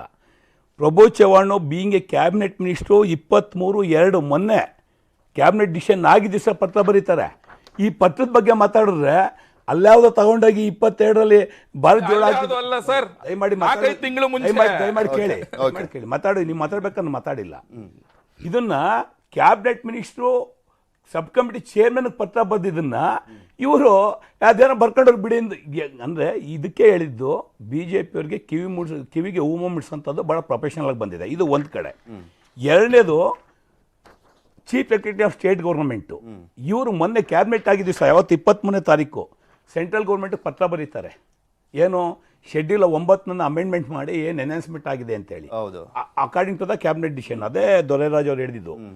ಸ್ವಾಮಿ, ಇವತ್ತೋ ನಾಳೆನೋ ನಿಮಗೆ ಎಲೆಕ್ಷನ್ ಕೋಡ್ ಆಫ್ ಕಂಡಕ್ಟ್ ಜಾರಿ ಬರುತ್ತೆ. ಕ್ಯಾಬಿನೆಟ್ ಡಿಸಿಷನ್ ಆಗಿರ್ತಕ್ಕಂಥದ್ದು ಫೆಬ್ರವರಿ 9ನೇ ತಾರೀಕು. ಫೆಬ್ರವರಿ 9ರಿಂದ ನೀವು fog end of the March ಸುಮ್ಮನೆ ಇದ್ದು, ಅಲ್ಲಿ ಕೇಂದ್ರದಲ್ಲಿ ಇದೇ ರಾಜ್ಯದ ಸಾಮಾಜಿಕ ನ್ಯಾಯದ ಸಚಿವರು ಉತ್ತರ ಕೊಡ್ತಾರೆ, ಕೇಂದ್ರದ ಮುಂದೆ ಯಾವುದೇ ಪ್ರಸ್ತಾವನೆ ಬಂದಿಲ್ಲ ಅಂತ ಉತ್ತರ ಕೊಡ್ತಾರೆ. ಜನಕ್ಕೆ ಚೆನ್ನಾಗಿ ಕಿವಿಗೆ ಹೂವು ಇಟ್ಬಿಟ್ಟು ಈಗ ಮೊನ್ನೆ ಕ್ಯಾಬಿನೆಟ್ ಡಿಸಿಷನ್ ಮಾಡಿದ್ದು ಬರೀತಾರೆ. ಅಂದರೆ ಇದರ ಅರ್ಥ ಇದು ಯಾವುದೂ ಸಹ ಇಂಪ್ಲಿಮೆಂಟ್ ಆಗೋದಿಲ್ಲ. ಕೋಡ್ ಆಫ್ ಕಂಡಕ್ಟ್ ಬರುತ್ತೆ, ಈ ಫೈಲ್ ಪ್ರಪೋಸಲ್. ಬಟ್ ಅವ್ರ ಸರ್ಕಾರನೇ ಇರುತ್ತಲ್ಲ ಸರ್ ಈ ಕೇಂದ್ರದಲ್ಲಿ. ಒಂದು ನಿಮಿಷ ಹೇಳ್ಸಿ ಸರ್, ಸರ್ಕಾರ ಕೈಲಿ ಇವತ್ತು ನೀವು ಬರ್ದಲ್ವೇ ಸರ್, ನಿಮ್ದೇ ಡಬಲ್ ಇಂಜಿನ್ ಅಲ್ವಾ ಸರ್, ಇವತ್ತೇ ಕೊಡಿಸ್ಬೇಕಾಯ್ತಲ್ಲ. ಇವತ್ತೇ ಒಂದು ಸ್ಪೆಷಲ್ ಲೋಕಸಭಾ ಅಧಿವೇಶನ ಮಾಡಿಸಿ ಶೆಡ್ಯೂಲ್ 9 ಅಮೆಂಡ್ಮೆಂಟ್ ಮಾಡ್ಬಿಟ್ಟಿದ್ರೆ ನಾವು ಕಾಂಗ್ರೆಸ್ ಪಾರ್ಟಿ ನಿಮ್ಗೆ ಇದೊಂದು ಪ್ರಶ್ನೆ ಎಲ್ರಿಗೂ ಕಾಡ್ತಿರೋದು. ನಮಸ್ಕಾರ ಆಗ್ತಾ ಇಷ್ಟು ದಿನ ಸೈಲೆಂಟ್ ಆಗಿದ್ದು, ಸೆಪ್ಟೆಂಬರ್ ನಲ್ಲೂ ಕೂಡ ನೀವು 2C 2D ಅಂತೆಲ್ಲ ಹೇಳಿದ್ರೆ ನಾನು ಮುಗಿಸ್ತೀನಿ ನೋಡಿ. ಇವತ್ತು 66% ರಿಸರ್ವೇಶನ್ ಆಸ್ ಆನ್ ಟುಡೇ ಕರ್ನಾಟಕದಲ್ಲಿ 66 ಇಲ್ಲಿದೆ ಪಟ್ಟಿ. ಯಾಕೆ ಸುಳ್ಳು ಹೇಳ್ತೀರಾ? ಸೇರಿ ಈಗ ನೋಡಿ ಎಷ್ಟು ಇಲ್ಲೇ ಇರ್ತಾರೆ ನೋಡಿ 56 ಅಂತ ಅಂದ್ರೆ ಬಿಟ್ಬಿಟ್ರು ಒಕ್ಕಲಿಗರನ್ನ ಲಿಂಗಾಯತನ ಅಲ್ಲೇ ಬಿಟ್ಬಿಟ್ರು. ಇಲ್ಲಿ ನೀವು ಬಿಟ್ರು ಹಂಗಾಗಿ ಆಗ್ಲಿಂದ ಒಂದೇ ಒಂದು ಪ್ರಶ್ನೆಗೆ ಉತ್ತರ ಕೊಟ್ಟಿಲ್ಲ ಸರ್ ನೀವು. ನೋಡಿ ನಾನು ಮಾತಾಡ್ಬೇಕಾದ್ರೆ ದಯಮಾಡಿ ಮಾತಾಡಬೇಡಿ. ನಿಮ್ದು ಉತ್ತರ ನೀವು ಕೊಟ್ಕೊಳ್ಳಿ, ನೀವು ಉತ್ತರ ಕೊಟ್ಕೊಳ್ಳಿ. ಅದನ್ನ ನಂಗನಾಚೋರ್ಗೆ ಹಂಗೆ ಕಾಣೋದು. ಕೊಂಕಣ ಸುತ್ತ ಮೈಲಾರ್ ಬಂದ ರೀತಿನೇ ನಂಗನಾಚಾಡೋರು ಕಾಣಿಸಂತ ರಸ್ತೆಯಲ್ಲಿ ನಿಂತ್ಕೊಂಡು ಯಾರು ಪ್ರಶ್ನೆ ಇರ್ತದೆ. ಲಂಡನ್ ಅಲ್ಲಿ ಹೋಗಿ ನಿಂತ್ಕೊಂಡು ಮಾತಾಡ್ಬೇಕಾದ್ರೆ ಮಾತಾಡಿಲ್ಲ, ಮಾತಾಡಿ ನೀವು ಹೇಳಿಲ್ವಾ? ಉಸುರುಳಿ ಅಂತ ಹೇಳಿಲ್ವಾ ನೀವು? ಕೇಳಿ, ನೀವ್ ಹೇಳ ನಾವು ಕೇಳಬೇಕು, ನಾವ್ ಹೇಳ ಮೈ ಪಡಿಸ್ಕೊತೀರಾ? ಹೇಳಿ. ಪ್ರಶ್ನೆ ಇರ್ತಕ್ಕಂಥದ್ದು 66% ಮಾಡಿದ್ದಾರೆ. ನೀವೆಲ್ಲ ಮಾಡಿರ್ತಕ್ಕಂಥದ್ದು ನಿಮ್ಗೆ ಇವತ್ತು ಸರ್ಕಾರ ಇದೆ. ಕೊನೆ ಹಂತದ ಆಟ ಸನ್ಮಾನ್ಯ Basavaraj Bommai and team, Alibaba team, ನೀವು ಏನು ಆಟ ಆಡ್ತೀರೋ ಆಡಿ. ನಮ್ದು ಕಾಂಗ್ರೆಸ್ ಪಕ್ಷದ ಸ್ಪಷ್ಟ ನಿಲುವಿದೆ. ನೀವೇನು ಸಂವಿಧಾನ ವಿರೋಧಾತ್ಮಕವಾಗಿ ನೀವೇನು ಇವತ್ತು ಮಾಡಿದ್ದೀರಾ, ಪ್ರಭು ಚವ್ಹಾಣ್ರವರೇ ಬರೆದಿದ್ದಾರೆ, ಸುಪ್ರೀಂ ಕೋರ್ಟ್ ಅಲ್ಲಿ ಕಾನ್ಸ್ಟಿಟ್ಯೂಷನ್ ಬೆಂಚ್ ಅಲ್ಲಿ ಪೆಂಡಿಂಗ್ ಇದೆ. ನಿಮ್ಮ ಕ್ಯಾಬಿನೆಟ್ ಮಿನಿಸ್ಟ್ರು ಇದು ಮಾಡ್ಕೊಡುದು ಮಾಡಬಾರ್ದು.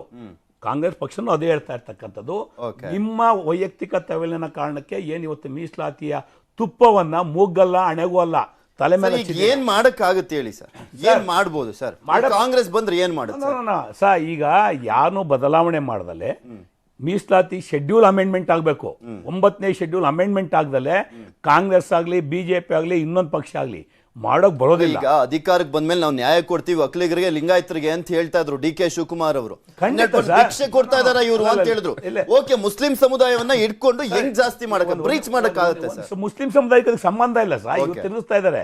ಇವತ್ತು ತಮಿಳ್ನಾಡಲ್ಲಿ 69% ರಿಸರ್ವೇಶನ್ ಇದೆ. ಯಾಕಿದೆ? ಅವರು ಕೇಂದ್ರದಲ್ಲಿ ಬಿಜೆಪಿ ಸರ್ಕಾರ ಇದ್ದಾಗ ವೆನ್ ದೇವರ್ partner of the Vajpayee government constitution amendment ಮಾಡಿ ಶೆಡ್ಯೂಲ್ ಸೇರಿಸಿದ್ರು. ಆ ಕಾರಣಕ್ಕೆ 69% ಇದೆ. ಅದನ್ನೇ ಕಾಂಗ್ರೆಸ್ ಪಕ್ಷ ಸಿದ್ದರಾಮಯ್ಯರು ಡಿ ಕೆ ಶಿವಕುಮಾರ್ ಹೇಳ್ತಾ ಇರ್ತಕ್ಕಂಥದ್ದು. ನೀವು ಕಾನ್ಸ್ಟಿಟ್ಯೂಷನಲ್ ಅಮೆಂಡ್ಮೆಂಟ್ ಮಾಡಿ ಸಂವಿಧಾನಕ್ಕೆ ಸೇರಿಸಿ, ಎಲೆಕ್ಷನ್ ಪರ್ಪಸ್ ಕೊನೆ ದಿನ ಈ ತರ ನಂಗನಾಚ್ ಮಾಡೋ ಕೆಲಸ ಬೇಡ. ಈಗ 5 ವರ್ಷ ಇತ್ತಲ್ಲ ಸರ್ ಸಿದ್ದರಾಮಯ್ಯನವ್ರ ಗೌರ್ಮೆಂಟ್, ಹೇಳು ದಯವಿಟ್ಟು ಯಾಕೆ ತರಲಿಲ್ಲ ಅನ್ನೋದೇ ಪ್ರಶ್ನೆ. ಸಿದ್ದರಾಮಯ್ಯ ಸರ್ಕಾರ ಯಾವತ್ತೂ ಸಹ 66% ಮಾಡ್ತೀವಿ ಅಂತ ಹೇಳಿಲ್ಲ. ಅಲ್ಲ ಈ ಒಳ ಮೀಸಲಾತಿ ವಿಚಾರಕ್ಕೆ, ಒಳ ಮೀಸಲಾತಿ ಎಡಗೈ ಬಲಗೈ ವಿಚಾರದಲ್ಲಿ ಯಾವಾಗ್ಲೂ ಕ್ಯಾಬಿನೆಟ್ ಬಂದಾಗ ಜಗಳ ಆಡ್ತಾ ಇತ್ತು, ಜಟಾಪಟಿ ನಡೀತಾ ಇತ್ತು ಅನ್ನೋದ್ರ ಬಗ್ಗೆ ನಿಮಗೂ ಕೂಡ ಗೊತ್ತು. ಒಳ ಮೀಸಲಾತಿಗೆ ಸಂಬಂಧಪಟ್ಟಂತೆ there are 2 judgements of Supreme Court. ಒಂದು 2004ರಲ್ಲಿ ಒಂದು ಜಜ್ಮೆಂಟ್ ಅನ್ನ ಕೊಟ್ಟು ಒಳ ಮೀಸಲಾತಿ ಮಾಡೋದಕ್ಕೆ ಬರೋದಿಲ್ಲ ಅಂತ ಹೇಳಿ ಸುಪ್ರೀಂ ಕೋರ್ಟ್ 5 ಜಡ್ಜಸ್ ಬೆಂಚ್ ತೀರ್ಮಾನ ಕೊಟ್ಟು, ಸಬ್ಸಿಕ್ವೆಂಟ್ ಟು ದಟ್ 2014ರಲ್ಲಿ ಆಂಧ್ರ ಪ್ರದೇಶ್ ಕೇಸ್ಗೆ ಪ್ರಕರಣಕ್ಕೆ ಸಂಬಂಧಪಟ್ಟಂತೆ ಇನ್ನೊಂದು ಜಜ್ಮೆಂಟ್ ಕೊಟ್ಟು, ಆ ಜಜ್ಮೆಂಟ್ ಅಲ್ಲೂ ಸಹ SC/ST ಮೀಸಲಾತಿಗೆ ಸಂಬಂಧಪಟ್ಟಂತೆ ನಾನೊಂದು ಆಡ್ ಆನ್ ಮಾಡ್ಬಿಡ್ತೀನಿ. ಈಗ ಸೆಂಟ್ರಲ್ ಅಲ್ಲಿ ಬಿಜೆಪಿ ಇದೆ, ರಾಜ್ಯದಲ್ಲಿ ಅಕಸ್ಮಾತ್ ಕಾಂಗ್ರೆಸ್ ಬಂತು ಅಂತ ಇಟ್ಕೊಳ್ಳೋಣ. ಬಂದಂತ ಸಂದರ್ಭದಲ್ಲಿ ಹೇಗ್ ಕೊಡ್ಲಿಕ್ಕೆ ಸಾಧ್ಯ? ನ್ಯಾಯ ಹೇಗ್ ಕೊಡ್ತೀರಾ? ನೀವು ಲೀಗಲ್ ಆಗಿ ಕೇಳಿದ್ರೆ ಅದು ಮುಗಿಸ್ಬಿಟ್ಟು ನಿಮ್ಮ ಪಾಯಿಂಟ್ ಬರ್ತೀನಿ. ಅಲ್ಲ, ನಮ್ಗೆ ಟೈಮ್ ಆಯ್ತು. 2014ರಲ್ಲಿ ಆ ಜಜ್ಮೆಂಟ್ ಬಂದಿದೆ. ಅದಾದ್ಮೇಲೆ 2023 ಒಂದು ಜಜ್ಮೆಂಟ್ ಬಂದಿದೆ. ಅದನ್ನೇ ಪ್ರಭು ಚವ್ಹಾಣ್ ಅವರು ಉಲ್ಲೇಖ ಮಾಡಿ ಇವ್ರ ಕ್ಯಾಬಿನೆಟ್ ಮಿನಿಸ್ಟರ್ ಪತ್ರ ಬರೀತಾರೆ. ಅಲ್ಲಿ ಸುಪ್ರೀಂ ಕೋರ್ಟ್ ಅಲ್ಲಿ ಪೆಂಡಿಂಗ್ ಇರೋದ್ರಿಂದ ಇದು ಮಾಡಕ್ ಬರಲ್ಲ ಅಂತ ನಾವು ಸಿಂಪಲ್ ಆಗಿ ಹೇಳ್ತೀವಿ. ಡಿ ಕೆ ಶಿವಕುಮಾರ್ ಅವರು ಭಿಕ್ಷೆ ಕೊಡ್ತಾ ಇದ್ದೀರಾ ನೀವು ಒಂದ್ ಪ್ರಶ್ನೆ ಮಾಡಿದ್ರಲ್ಲ ಮುಸ್ಲಿಂ ಸಮುದಾಯದ ಕಿತ್ಕೊಂಡು. ಓಕೆ, ಅವ್ರದ್ದು ಮುಸ್ಲಿಂ ಸಮುದಾಯದ ನೀವು ಇಟ್ಕೊಳ್ತೀರಾ ಅನ್ಕೊಳ್ಳೋಣ, ಇವ್ರಿಗೆ ಹೇಗ್ ಕೊಡ್ತೀರಾ? ಬ್ರೀಚ್ ಮಾಡಿದ್ರೆ ಅದು ಮತ್ತೆ ಕಾನೂನು ಹೋರಾಟಕ್ಕೆ ಹೋಗುತ್ತಲ್ವಾ? ನಾವು ಕಾಂಗ್ರೆಸ್ ಪಾರ್ಟಿ ಸ್ಪಷ್ಟ ಇದೆ. ಡಿ ಕೆ ಶಿವಕುಮಾರ್ ಆಗಲಿ ಕಾಂಗ್ರೆಸ್ ಪಾರ್ಟಿ ಆಗಲಿ ಇರೋದನ್ನ ಕಿತ್ಕೊಳ್ಳೋದು ಬೇಡ. ಬಿಕಾಸ್ ಮುಸ್ಲಿಂ ಸಮುದಾಯ ಏನಿದೆ it is a backward caste. ಅದ್ರ ಪ್ರಕಾರನೇ 1994ರಿಂದ ಕರ್ನಾಟಕದಲ್ಲಿ ಮೀಸಲಾತಿಯನ್ನು ಕೊಟ್ಕೊಂಡ್ ಬಂದಿದ್ದೀವಿ. ಹಿಂದೆ ಮಿಲ್ಲರ್ ಕಮಿಟಿ ರಿಪೋರ್ಟ್ ಇರ್ಬೋದು, ನಾಗನೂರ್ ಕಮಿಟಿ ರಿಪೋರ್ಟ್ ಇರ್ಬೋದು. ಎಲೆಕ್ಷನ್ ಅಜೆಂಡಾನಾ ಸರ್? ನೋ ಅಲ್ಲ, ಈಗ ಇವ್ರು ಮಾಡಿರೋದು ಎಲೆಕ್ಷನ್ ಅಜೆಂಡಾನ? ಎಲೆಕ್ಷನ್ ಅಜೆಂಡಾ ಅಲ್ವೇ ಅಲ್ಲ, ಅವ್ರು ಮಾಡಕ್ ಕೊಟ್ಟಿದ್ದಾರೆ. ಡೆವಲಪ್ಮೆಂಟ್ ಕೆಲಸ ಅಜೆಂಡಾ ಆಗ್ಬೇಕು. ಇವ್ರೇನ್ 3.5 ವರ್ಷದಲ್ಲಿ 4 ವರ್ಷದಲ್ಲಿ ನೀವೇನ್ ಎಲೆಕ್ಷನ್ ಟೈಮಲ್ಲಿ ಹಿಂಗ್ ಮಾಡಿದ್ರು ಅಂದಾಗ ಲಿಂಗಾಯತ ಧರ್ಮ ತರೋಕ್ ಹೋದಂತ ಟೈಮು ಕೂಡ ಎಲೆಕ್ಷನ್ ಟೈಮೇ ಅಲ್ವಾ ಸರ್? ಅದು ಪ್ರಶ್ನೆ ಆಗುತ್ತಲ್ವ? ನಾನು ಹೇಳ್ತಾ ಇರ್ತಕ್ಕಂಥದ್ದು ನಿಮ್ಮ ಅಭಿಪ್ರಾಯ, ಕಾಂಗ್ರೆಸ್ ಪಾರ್ಟಿ ಅಭಿಪ್ರಾಯ ಅಲ್ಲ. ಹೌದು. ನಾವು ಎಲೆಕ್ಷನ್ ಅಲ್ಲಿ ಹೋಗ್ತಾ ಇರ್ತಕ್ಕಂಥದ್ದು 40% ವಿಚಾರ, PCM ವಿಚಾರ, PSS ಸ್ಕ್ಯಾಂಡಲ್ ವಿಚಾರ, ಉದ್ಯೋಗದ ವಿಚಾರ, ಮೀಸಲಾತಿ ಹೋರಾಟ ಮಾಡಿದ್ರು. ಮೀಸಲಾತಿ ಒಳಮರ್ಮ ಚರ್ಚೆಗೆ ಮತ್ತೊಮ್ಮೆ ಸ್ವಾಗತ. ದೊರರಾಜು ಸರ್, ಇಲ್ಲಿ ನೋಡ್ತಾ ಇದೀವಿ ಅಂದ್ರೆ ಏನೇ ಮೀಸಲಾತಿ ಜಾರಿ ಮಾಡಿದ್ರು ಕೂಡ ಪ್ರತಿಯೊಂದು ಮೀಸಲಾತಿ ವಿಚಾರ ಅನ್ನುವಂಥದ್ದು ಮುನ್ನೆಲೆಗೆ ಬರ್ತಿದ್ದ ಹಾಗೆ ಯಾವುದೇ ಗೌರ್ಮೆಂಟ್ ಮಾಡಿದ್ರು ಕೂಡ ಅದು ಕಾನೂನು ಹೋರಾಟಕ್ಕೆ ಅಂತ ಹೋಗುತ್ತೆ. ಈಗ ಇವ್ರು ಮಾಡಿದ್ದಾರೆ, ಮುಸ್ಲಿಂ ಸಮುದಾಯವನ್ನ ಕೈ ಬಿಟ್ಟಿರುವಂತ ಹಿನ್ನೆಲೆ EWS ಅವಕಾಶ ಅಂತ ಹೇಳ್ತಿದ್ದಾರೆ. ಇದು ಯಾವ ರೀತಿಯ ಕಾನೂನಿನಲ್ಲಿ ಒಂದು ರೀತಿಯಾಗಿ ಇಕ್ಕಟ್ಟಿಗೆ ಸಿಲ್ಸಂಗೆ? ಈಗಾಗಲೇ ಈ ವಿಚಾರದಲ್ಲಿ ಸುಪ್ರೀಂ ಕೋರ್ಟಲ್ಲಿ ಮ್ಯಾಟರ್ಸ್ ಪೆಂಡಿಂಗ್ ಇದೆ. And 9th schedule is required to be amended. No effort is made in that regard. And it is ultra vires to the Constitution. This is subject to the challenge. Definitely this will go to dogs in the court. ಅಲ್ಲ, ಇದು ಸಹಜವಾಗಿ Congress government ಬಂದರೂ ಕೂಡ ಈಗ okay Muslim ಸಮುದಾಯವನ್ನ touch ಮಾಡಲ್ಲ, ಅವ್ರು ಏನಾದರೂ ಜಾಸ್ತಿ ಮಾಡ್ತಾರೆ, ಒಕ್ಕಲಿಗ ಸಮುದಾಯಕ್ಕೋ ಅಥವಾ ಲಿಂಗಾಯತ ಸಮುದಾಯಕ್ಕೋ ಯಾರಿಗೆ ಜಾಸ್ತಿ ಮಾಡಲಿ, ಅಥವಾ ದಲಿತ ಸಮುದಾಯ ಅವ್ರ ಬೇಡಿಕೆ ಏನಿತ್ತು ಅದನ್ನು ಈಡೇರಿಸೋದು. 50 ಕ್ರಾಸ್ ಮಾಡಿದಾಗ ಮತ್ ಪ್ರಶ್ನೆ ಬಂದೇ ಬರುತ್ತೆ, ಮತ್ ಕಾನೂನು ಹೋರಾಟ ಆಗುತ್ತೆ. ಯಾವ ಪಕ್ಷ ಬಂದರೂ ಕೂಡ ಇದನ್ನ ಮಾಡ್ಲಿಕ್ಕೆ ಆಗೋದಿಲ್ವಾ ಅಂಟಿಲ್ ಸುಪ್ರೀಂ ಕೋರ್ಟ್ ಒಪ್ಕೊಳ್ಳೋವರೆಗೂ? ಸುಪ್ರೀಂ ಕೋರ್ಟ್ ಒಪ್ಕೋಬೇಕು. ಯಾವುದೇ ಪೊಲಿಟಿಕಲ್ ಪಾರ್ಟಿಗೆ ಕ್ಲಿಯರ್ ವಿಷನ್ ಇಲ್ಲ. They are only trying to take political mileage out of this subject and lot of confusion is there. No one can give a clear opinion about this including judges. That is the situation today. Okay Charan ಗೌಡ್ರೆ, ಇಷ್ಟೆಲ್ಲ ಚರ್ಚೆ ಆಗ್ತಿದೆ. JDS ಇನ್ನೂ ಕೂಡ ನಾವು ಬಂದಿದ್ರು ಕೊಡ್ತಿದ್ವಿ ಅಂತಾನೆ ಹೇಳ್ತಾ ಇದಾರೆ. ಕೊಟ್ಟರು ಈಗ ಆಕ್ರೋಶ ವ್ಯಕ್ತಪಡಿಸ್ತಾ ಇದ್ದೀರಾ. ಈ ಒಳ ಮೀಸಲಾತಿ ನೀವು ಬಂದಾಗ ಮುಖ್ಯಮಂತ್ರಿಗಳಾಗಿದ್ರು ಕೊಟ್ಟಿರ್ಲಿಲ್ಲ. ಇಲ್ಲ ಸರ್, ಈಗ ಒಳ ಮೀಸಲಾತಿಗಳ ಚಿಂತನೆ ಮಾಡಿದ್ದೆ ದೇವೇಗೌಡರು ಸರ್. ಒಳ ಮೀಸಲಾತಿಗಳಲ್ಲಿ ಇವಾಗ ಕೋರ್ಟ್ಗಳಲ್ಲಿ ಅಲ್ಲ, ಈ ಎಲ್ಲಾ ಸಮುದಾಯದ ಬೇಡಿಕೆ ಹೆಂಗ್ ಈಡೇರಿಸ್ತಾ ಇದ್ರು ಹೇಳಿ? ಯಾವುದು? ಈ ಎಲ್ಲಾ ಸಮುದಾಯದವರು ಬೇಡಿಕೆ ಇಟ್ಕೊಂಡು ಕೂತ್ಕೊಂಡು ಅಲ್ಲ, ಹೊಸದಂತ ಏನ್ ಕೊಟ್ಟಿಲ್ಲ. ಈಗ ಒಕ್ಕಲಿಗರಿಗೆ ಏನು ರಿಸರ್ವೇಶನ್ 4% ಇತ್ತು ಮುಂಚೆನೆ. OBC ನಲ್ಲಿ ನಾವು 4% ಇದ್ವಿ, 12% ಕೇಳಿದ್ವಿ. ಅದೇನೋ 8% 2C 2D ಮಾಡ್ಬಿಟ್ಟು ತಂದಿದ್ದಾರೆ. What is the definition of 2C 2D ಅಂತ ಎಲ್ಲೂ ಹೇಳಿಲ್ಲ ಅವರು. ಅದನ್ನ ಒಂದು ನಮ್ದು ಏನು ಇವಾಗ ಇತ್ತು, ಮುಂಚೆ 2B ಇತ್ತು, ಅದನ್ನ ಎತ್ತಿ 2C ಮಾಡಿಕೊಂಡು ಆಮೇಲೆ ಅದನ್ನ ತಗೊಂಡೋಗಿ 2D ಮಾಡಿದ್ದಾರೆ. ಅದು ಏನು ಮಾಡಿದ್ದಾರೆ ಅನ್ನೋದೇ ವಿಚಾರ ಗೊತ್ತಿಲ್ಲ. ಸಡನ್ ಆಗಿ 2C 2D ಅಂತ ಮಾಡಿಬಿಟ್ಟು 8% ಮಾಡಿದ್ದೀವಿ ಅಂತ ಇಟ್ಟಿದ್ದಾರೆ. ಅದರಲ್ಲಿ ಯಾವುದಕ್ಕೆ ಏನೇನು ಬರ್ತದೆ. ಅದರಲ್ಲಿ ಈಗ ಒಕ್ಕಲಿಗರಿಗೆ ನಾನು ಅವತ್ತೇ ಬಂದಾಗೂ ನಾವು ಇದನ್ನ ಡಿಬೇಟ್ ಮಾಡಿದ್ವಿ. ನಗರ ಪ್ರದೇಶದ ಒಕ್ಕಲಿಗರು ಕೇಂದ್ರ ಸರ್ಕಾರದಿಂದ ನಗರ ಪ್ರದೇಶದ ಒಕ್ಕಲಿಗರನ್ನ OBC ಕ್ಯಾಟಗರಿಯಿಂದ ಕೈ ಬಿಟ್ಟಿದ್ದಾರೆ. ಯಾಕೆ ಕೈ ಬಿಟ್ಟಿದ್ದಾರೆ ಗೊತ್ತಿಲ್ಲ. ನಗರ ಪ್ರದೇಶದ ಒಕ್ಕಲಿಗರು OBCಗೆ ಯಾಕೆ ಬರಬಾರ್ದು ಅನ್ನೋದು ಅದರದ್ದಾಗಿಲ್ಲ. ಆಮೇಲೆ ನಾವು ಕೇಳಿದ್ದು ನಮ್ಮ ಇದು ಒಕ್ಕಲಿಗ ಜಾತಿಯ ಉಪಜಾತಿಯಾದ ಕುಂಚಿಟಿಗ ಸಮುದಾಯಕ್ಕೆ ಸಪ್ರೇಟು ಅದು 2A ಕೊಡಬೇಕು ಅಂತ ಕೇಳಿದ್ವಿ. ಅದನ್ನು ಕನ್ಸಿಡರೇಷನ್ ಮಾಡಿಲ್ಲ. ಈ ಓವರ್ ಆಲ್ ಏನಿತ್ತು ತಗೊಂಡ್ರು ಒಕ್ಕಲಿಗ ಕಮ್ಯುನಿಟಿ ಅಂತ ಹೇಳ್ಬಿಟ್ರು. ಅದರಲ್ಲಿ ಒಂದು 2C 2D ಯಾಕೆ ಗೊತ್ತಾಗ್ತಿಲ್ಲ ಅಂತ ಹೇಳ್ತಿದ್ರು. ಈಗ ಪಂಚಮಸಾಲಿ ಕೇಳಿದ್ರಲ್ಲ 2Aಗೆ ಸೇರಿಸಿ ಅಂತ, ಸೇರಿಸಿದ್ರೆ ಸರಿಯಾಗಿರೋದ, ನ್ಯಾಯ ಸಿಕ್ಕಂತ ಆಗಿರೋದ ಸರ್? ಅಲ್ಲ, ಆಲ್ರೆಡಿ 102 ಜಾತಿ. ಅಲ್ಲಲ್ಲ, ಒಂದು ನಿಮಿಷ. ಆ ಪ್ರಸ್ತಾವನೆ ಬಂದಾಗ ಸರ್ಕಾರ ಒಂದು ಡಿಸಿಷನ್ ತಗೋಬೇಕಾಗಿತ್ತು. ಇದು 2Aಗೆ ಬರೋದಿಲ್ಲ ಅಂತ ಹೇಳ್ಬೇಕಾಗಿತ್ತು. ಸುಪ್ರೀಂ ಕೋರ್ಟ್ ಕನ್ವಿನ್ಸ್ ಮಾಡಬೇಕಾಗಿತ್ತು. ಇವರು ಕೂತ್ಕೊಂಡು ನಾವು ಪರಿಶೀಲನೆ ಮಾಡ್ತಾ ಇದ್ದೀವಿ, ನಾವು ಕೊಡ್ತೀವಿ, ಪಾದಯಾತ್ರೆಗಳು ಮಾಡಿದಾಗ ಎಲ್ಲ ಮಾಡಿದಾಗ ಇವ್ರು ಕನ್ವಿನ್ಸ್ ಮಾಡ್ಕೊಂಡು ಇವತ್ತಾಗುತ್ತೆ ನಾಳೆ ಆಗುತ್ತೆ ಅಂತ ಪ್ರೊಲಾಂಗ್ ಮಾಡ್ಕೊಂಬಂದ್ರು. ನಾನು ಹೇಳೋದು 2Aಗೆ ಬರುತ್ತಾ ಇಲ್ವ? ಈಗ ಆಲ್ರೆಡಿ 102 ಜಾತಿ ಇದೆ ಅಂದಮೇಲೆ 2Aಗೆ ಬರೋದಿಲ್ಲ ಅದು ಅಂತ ಹೇಳಬೇಕು. ಆಮೇಲೆ ಅದು ಪಂಚಮಶಾಲಿ ಅತಿ ದೊಡ್ಡ ಸಮುದಾಯ. ಇದರಲ್ಲಿ 1 ಕೋಟಿಗೂ ಹೆಚ್ಚು ಜನ ಇದ್ದಾರೆ. ಅದರಲ್ಲಿ ಯಾವ್ಯಾವ ಇದರಲ್ಲಿ ಅದು ಹೇಳ್ತಾ ಇದಾರೆ ಎಲ್ಲರೂ. ನಾವು 60 ಲಕ್ಷ 80 ಲಕ್ಷ 90 ಲಕ್ಷ ಅಂತ ಹೇಳ್ತಾರೆ. ಒಬ್ರು ತೋರಿಸ್ತಾನೆ ಇಲ್ವಲ್ಲ. ಇಲ್ಲ, ಜಾತಿ ಜನಗಣತಿನೂ ಕೂಡ ಸರ್ ಅದನ್ನು ಅನೌನ್ಸ್ ಮಾಡಲಿಲ್ಲ. ಮೀಸಲಾತಿ ವಿಚಾರ ಅಷ್ಟು ಈಸಿ ಅಲ್ಲ. ಸುಪ್ರೀಂ ಕೋರ್ಟ್ ಅಲ್ಲಿ ಹಾಕಿದ್ರು ಜಡ್ಜ್ಗಳೇ ಜಡ್ಜ್ಮೆಂಟ್ ಕೊಡಕ್ಕಾಗಲ್ಲ ಅಂತ ಕಷ್ಟಕರವಾದ ವಿಷಯ. ಎಲೆಕ್ಷನ್ ಟೈಮಲ್ಲಿ ಏನೋ ಒಂದು ಬಂತು ಅಂದ್ಬಿಟ್ಟು ಪರ್ಸೆಂಟೇಜ್ ಹಾಕ್ಬಿಟ್ರೆ ಇಲ್ಲಿ ಎಲ್ಲಾ ರಾಜಕಾರಣಿಗಳು ರಾಜಕೀಯ ಬೆಳೆ ಅಲ್ಲಲ್ಲ. ಇವಾಗ ಆಗಿರೋವೆಲ್ಲ 9th ಶೆಡ್ಯೂಲ್ ಅಮೆಂಡ್ಮೆಂಟ್ ಆಗಿದೆ. ಇವ್ರು ಕಳಿಸಿರೋದು ಯಾವ್ದಾನ 9th ಶೆಡ್ಯೂಲ್ ಅಮೆಂಡ್ಮೆಂಟ್ ಆಗಿದೆಯಾ? SC ಅವ್ರದ್ದು ಅಪ್ಗ್ರೇಡೇಷನ್ ಮಾಡಿದ್ರು, ವಾಲ್ಮೀಕಿ ಅವ್ರದ್ದು ಅಪ್ಗ್ರೇಡೇಷನ್ ಮಾಡ್ತೀವಿ ನಮ್ದೇ ಕೇಂದ್ರ ಸರ್ಕಾರ ಅಂತ. ಯಾವತ್ತು ಮಾಡೋದು ನೀವು? ಎಲೆಕ್ಷನ್ ಗಳಿಗೆ ಮಾಡ್ತೀರಾ? ಈಗ ಒಂದ್ ನಿಮಿಷ, ಅದಕ್ಕೊಂದು ಕ್ಲಾರಿಟಿ ಕೊಡ್ತೀವಿ. ನೆಕ್ಸ್ಟ್ ಸಂಸತ್ ಅಧಿವೇಶನದಲ್ಲಿ ಇದಾಗುತ್ತೆ. ವಾಲ್ಮೀಕಿ ಸಮುದಾಯಕ್ಕೆ ಇವರಿಗೆ ಕೇಳ್ತಾರೆ. ಸಂಸತ್ ಅಧಿವೇಶನ ವಾಲ್ಮೀಕಿ ಸಮುದಾಯಕ್ಕೆ 4% ಕೊಟ್ಟವ್ರು ಯಾರು? ದೇವೇಗೌಡರು ಕೊಟ್ಟಿದ್ದು ವಾಲ್ಮೀಕಿ ಸಮುದಾಯಕ್ಕೆ 4%. ಈಗ ನಾವು 7% ಮಾಡಿದ್ವಿ. ಹೌದು. ಎಲ್ಲಿ ನೀವು ಅಮೆಂಡ್ಮೆಂಟ್ ಮಾಡಿ ಕೇಳ್ತಾ ಇದ್ದೀನಿ, ಹೇಳಿ ವಿಶ್ವ. ಇದು ನಾಟಕ ಅಲ್ವಾ ಅಂತ ಕೇಳೋದಷ್ಟೇ. ಪೃಥ್ವಿ, ಈಗ ನಮ್ದು ದೊಡ್ಡ ನಾಟಕ ಆದ್ರೆ ನಾನು ಒಂದ್ ಪ್ರಶ್ನೆ ಕೇಳ್ಬೇಕು ಅವ್ರಿಗೆ. ನಾವ್ ಇದನ್ನ ಮಾಡಿದೀವಿ ಈಗ, ಪ್ಲಸ್ ಕೇಂದ್ರಕ್ಕೆ ರೆಕಮೆಂಡೇಶನ್ ಮಾಡಿದೀನಿ. 2012ರಲ್ಲಿ ಸದಾಶಿವ ಆಯೋಗದ ವರದಿ ಬಂದಾಗ 2013ರಲ್ಲಿ ಕಾಂಗ್ರೆಸ್ ಅಧಿಕಾರಕ್ಕೆ ಬರುತ್ತೆ. 5 ವರ್ಷ ತಗೊಂಡ್ರು ಒಂದು ರಿಪೋರ್ಟ್ ನ ಇಂಪ್ಲಿಮೆಂಟ್ ಮಾಡ್ಲಿಲ್ಲ. ಅದಾದ್ಮೇಲೆ ಮತ್ತೆ ಕಾಂಗ್ರೆಸ್ JDS ಸಮ್ಮಿಶ್ರ ಸರ್ಕಾರ ಬಂತು, 14 ತಿಂಗಳಿದ್ರು, ಆಗ್ಲೂ ಮಾಡ್ಲಿಲ್ಲ. 7 ವರ್ಷದಲ್ಲಿ ಮಾಡಕ್ಕಾಗ್ಲಿಲ್ಲ. ನಮಗೆ 4 ದಿವಸದಲ್ಲಿ ಕೇಂದ್ರದಲ್ಲಿ ಅಮೆಂಡ್ ಮಾಡ್ಬಿಡಿ, ಬೇಗ ಹೇಳ್ಬಿಡಿ. 7